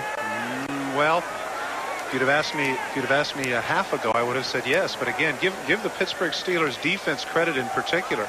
Now third straight game that they've, assuming that nothing happens dramatic in the last 2:15, that they've shut out these teams in the second half. And a lot of that you might want to give credit to their conditioning. You know, because as you mentioned, 100 degrees on the field. You know, kind of a tough gig, but the defense has been tough. Second down and 10. Humphreys goes deep, single coverage, and it is incomplete. Interception. Robert Claiborne, the intended receiver. You mentioned earlier the mentality, Charlie, about having this be a business trip. You can really see that in the Pittsburgh defense. There are no frills bunch. You don't see a lot of double back flips and high fives and dances. He's cleaning up the field. Do not litter. He's versatile. Yes. But I mean, his attitude where that's concerned is very positive, because he's another point that he made to us last night is he said, when we win, let's not get too high. When we lose, let's not get too depressed. 16 weeks, it's a long ways to go. It's a marathon, not a sprint. Jefferson hits, spins away, still on his feet. He goes to the 45-yard line. Sean Jefferson. Actually, Richard Shelton did the right thing. What he was trying to do, of course, was to prevent him from going out of bounds, but he didn't wrap up and enabled him to get the first down. 2-minute warning. We'll step aside for a moment. 23-6 Pittsburgh. Mitsubishi believes that a luxury car should offer something beyond the usual luxuries. It may be extraordinary power and control, a consummate blend of comfort and performance, or a state-of-the-art four-wheel drive system. The 3000 GT, the Diamante, the Montero. Lease the luxury car of your choice. Only $399 a month for 36 months. Mitsubishi, the word is getting around.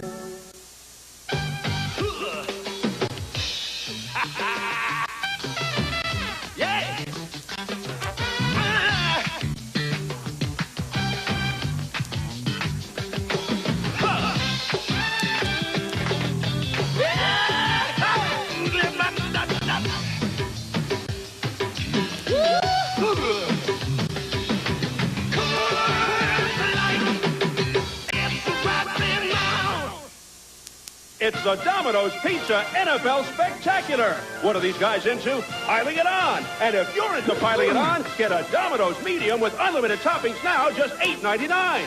And pile it on. Nobody knows like Domino's. Wow! I feel good. Yeah, this guy really gets around. He's got the auto light. American Orient Pro, we're guaranteed 2 years far he goes. That's why we've been everywhere. Wow! The Broncos. 3 times they reached the Super Bowl. 3 times at Cleveland's expense in the championship game. The Browns. Beware of these dogs. They're still smarting. It's the miracle maker John Elway versus the Cleveland Browns from the Dog Pound. An NBC football doubleheader next Sunday. Richard Shelton showing the confidence in the defense that he has. Watch as he comes up. He's not even trying to make the tackle. He just wants to keep him in bounds. Watch the hit. He doesn't use his arms or anything. Just knocks him back in bounds. Sure, we'll give you the first down. Just keep the clock running. Let's get out of here. Humphries throws underneath the coverage to Harmon. Harmon goes out of bounds. That will stop the clock.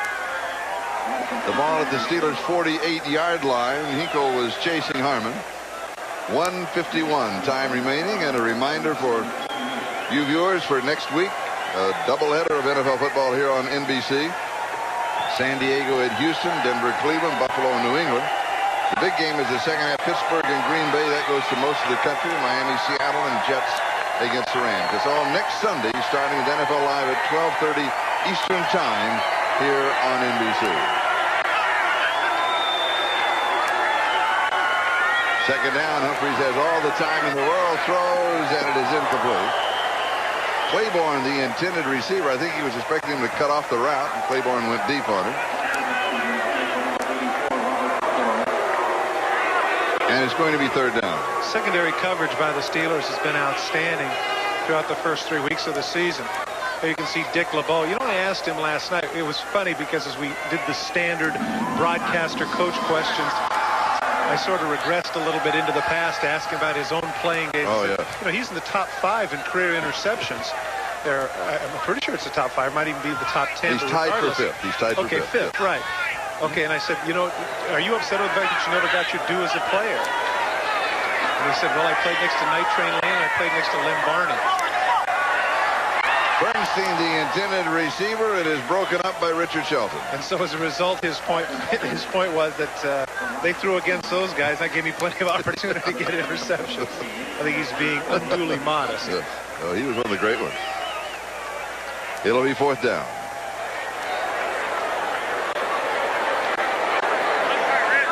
You know, it's an interesting point that we're going back to Green Bay and Lambeau Field. Of course, that's where Dick LeBeau did play a couple of games there, the Detroit Lions.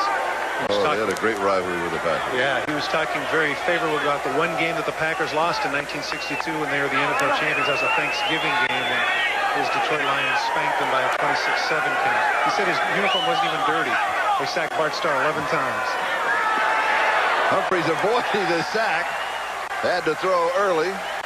Bernstein, the intended receiver, and the Steelers defense takes over. They control. Now, let me tell you why he's got that big smile on his face. Take a look at number 37, Carnell Lake, with a strong safety blitz. They're doing things different, even right to the end. There's Rod Woodson on the blitz from the outside. Even at the end, the defensive coordinators and people are thinking they're involved in the game. They haven't just said, okay, rush 3, backpedal 8, let them score a touchdown. They're still very much involved in the game, and that's a credit to the staff of Bill Cowher. So Pittsburgh takes over on downs. 1:33 time remaining. Steelers 23, Chargers 6. And they'll just run out the clock.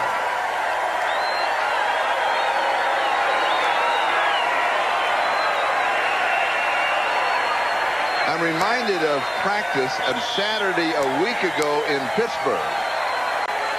And the last thing they did on their Saturday practice was this formation, practicing running out the clock when you are ahead in the ballgame. So they left their Saturday practice on a very positive note. Yeah, that's right. Assuming that this is the way it's going to be. Yeah. Well, again, you know, the guy's the master psychologist. He's reading all the books, I guess. He's Rogers, he's Jung, he's Freud, all tied up into one. Oh, no, he's not that. Bill Cowher.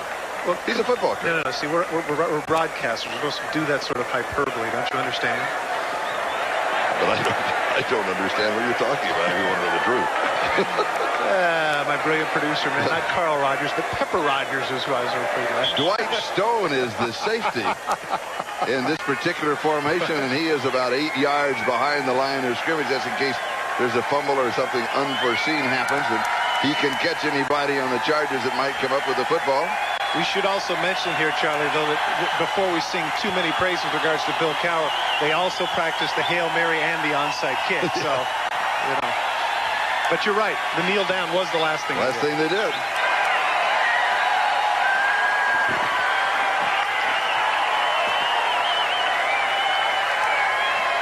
Game clock and play clock are exactly the same, so if he doesn't feel like doing it, he doesn't have to. This will make it official. The Steelers win 23-6. Pittsburgh. Their record is 3-0, and they go to Green Bay next week. What a great start, and we'll be back in San Diego in just a moment. Please drive very carefully on your way home. Good night. The final score, once again, the Pittsburgh Steelers 23, the San Diego Chargers 6. San Diego is now 0-3. The Steelers are now 3-0, the first time since 1979. That was the year that they won the fourth one.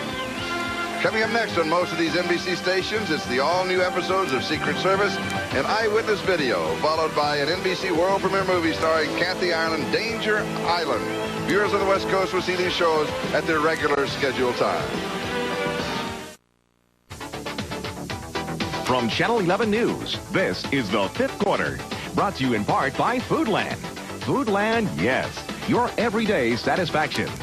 By Stroh's, it's not just any beer, it's Stroh's. And by your neighborhood Ford dealer. Good evening, everybody. I'm Derek Gunn, and welcome to the Fifth Quarter. Mark Malone and Sam Nover are waiting in the wings to provide some insights on today's game, a game that saw Bill Cowher and his Steelers go to 3-0 on the year, the first time this happened to the Steelers since 1979, as they jolted the Chargers out in San Diego this afternoon in the game you just saw right here on Channel 11. Let's get to the action. A rather dull first half, to say the least. The Chargers' first drive of the day entailed 13 plays and consumed 8 minutes. It ends with John Carney booting a 24-yard field goal, then it's San Diego +3. Moving to the second, Neil O'Donnell took the Steelers 80 yards. The final play of that march, O'Donnell hit an Adrian Cooper, 24 yards on the touchdown, 7-3 Steelers. Late in the half, Chargers QB Stan Humphries got this pass off, but he paid the price. As Gerald Williams rolled into Humphries' ankle, he left for the rest of the half, but San Diego did get a field goal on that drive, and it was 7-6 at the break. Now the Steelers began an 80-yard drive late in the third. It carries over into the fourth. On the second play of the quarter, O'Donnell hits a wide open to White Stone in the back of the end zone, 5 yards touchdown. Gary Anderson missed the point after, and it's 13-6. The Chargers' next drive didn't last all that long, as this Humphries pass is batted up in the air by Kenny Davidson and picked by David Little, and the Steelers took over at San Diego's 18. 5 plays later at the 1, it's O'Donnell on the naked bootleg left. He walked it on in to make it 20-6, 23-6. The final. Steelers now 3-0, as we said, the first time this happened since 1979. All right, we'll take a short break now, but when we return, Mark Malone will join me to discuss some of the finer points of today's game. Then we will head west to the Steelers locker room in San Diego for some live post-game thoughts. Just something for you to think about as the fifth quarter takes its break. We're back in a couple minutes from now.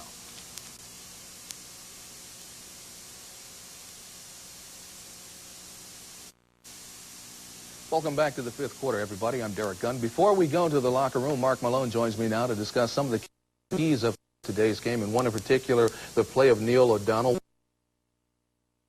The guy was kind of guessing his way along, but now you see him playing with a lot more confidence and authority, Mark. Absolutely. He knows exactly what he wants to do. And this game was a close football game through 3 quarters anyways. It could have gone either way. Yeah, there were some turnovers. And on both sides, that could have allowed either team to run away with this game. But the difference in this game was the play quarterback Neil O'Donnell. As Derek said, San Diego came to this game with the idea that they were going to stop the running game, and particularly Barry Foster. Now that shows up 32 carries for 69 yards is all they had on the running game. The Chargers wanted to have O'Donnell win or lose the football game. Neil responded to the challenge. Let's take a couple of examples right now. In the second quarter, San Diego playing a defense with a lot of people on the line of scrimmage, trying to shut down the run. Man-to-man coverage. Neil reads it perfectly, goes downfield to Jeff Graham. Graham comes up with a great catch. The ball a little short, but Graham is really becoming a great receiver. That is the biggest play of the first half, in my opinion. A couple plays later, O'Donnell reads that the Chargers have now gone into a 2-deep zone, which is unusual defense for a team that wants to stop the run. But Neil picks it right up, goes to the guy that he has to, right down the middle, the weakness of the defense. He hits Adrian Cooper for 24 yards. and the touchdown. And again, this is a game, Derek, that they wanted, San Diego that is, wanted Neil O'Donnell to win or lose, and they put him in that position, and he rose to the occasion again, and it was just absolutely great to see the kid know where he had to go with the football, be pinpoint accurate, not get rattled. The other thing that I'd like to say, too, is that this football team has played so well in the second half of all three of their games, and especially in the fourth quarter. They've been behind in the first two games at halftime and come back. Today was a close game. They pulled away. Great play. I think that has to do with conditioning and Coach Cowher. And, of course, they've got Green Bay, Don Mikowski, their quarterback, hurt next week. So it looks like they could go 4-0 going into this bye week. And to add something to that, Mark, you talk about the Steelers playing great second-half football. Another factor to that is the fact that they have not allowed anybody to score any points on them in the second half in the first three games. Absolutely. A great close ball game. They only had one interception. They end up 3 interceptions on the game. The defense, again, because San Diego's got to come out and throw the football. That's the kind of position you want to put those defensive backs in all the time. Which gives them an even dirty dozen for the year. Now we turn it over to my colleague Sam Nover, who is standing by in the locker room out at Jack Murphy Stadium. Sammy? All right, Derek, thanks very much. Yes, you have taken the key stat. I think it's the most amazing statistic of all. The Steelers having not given up a point in the second half now of 3 consecutive football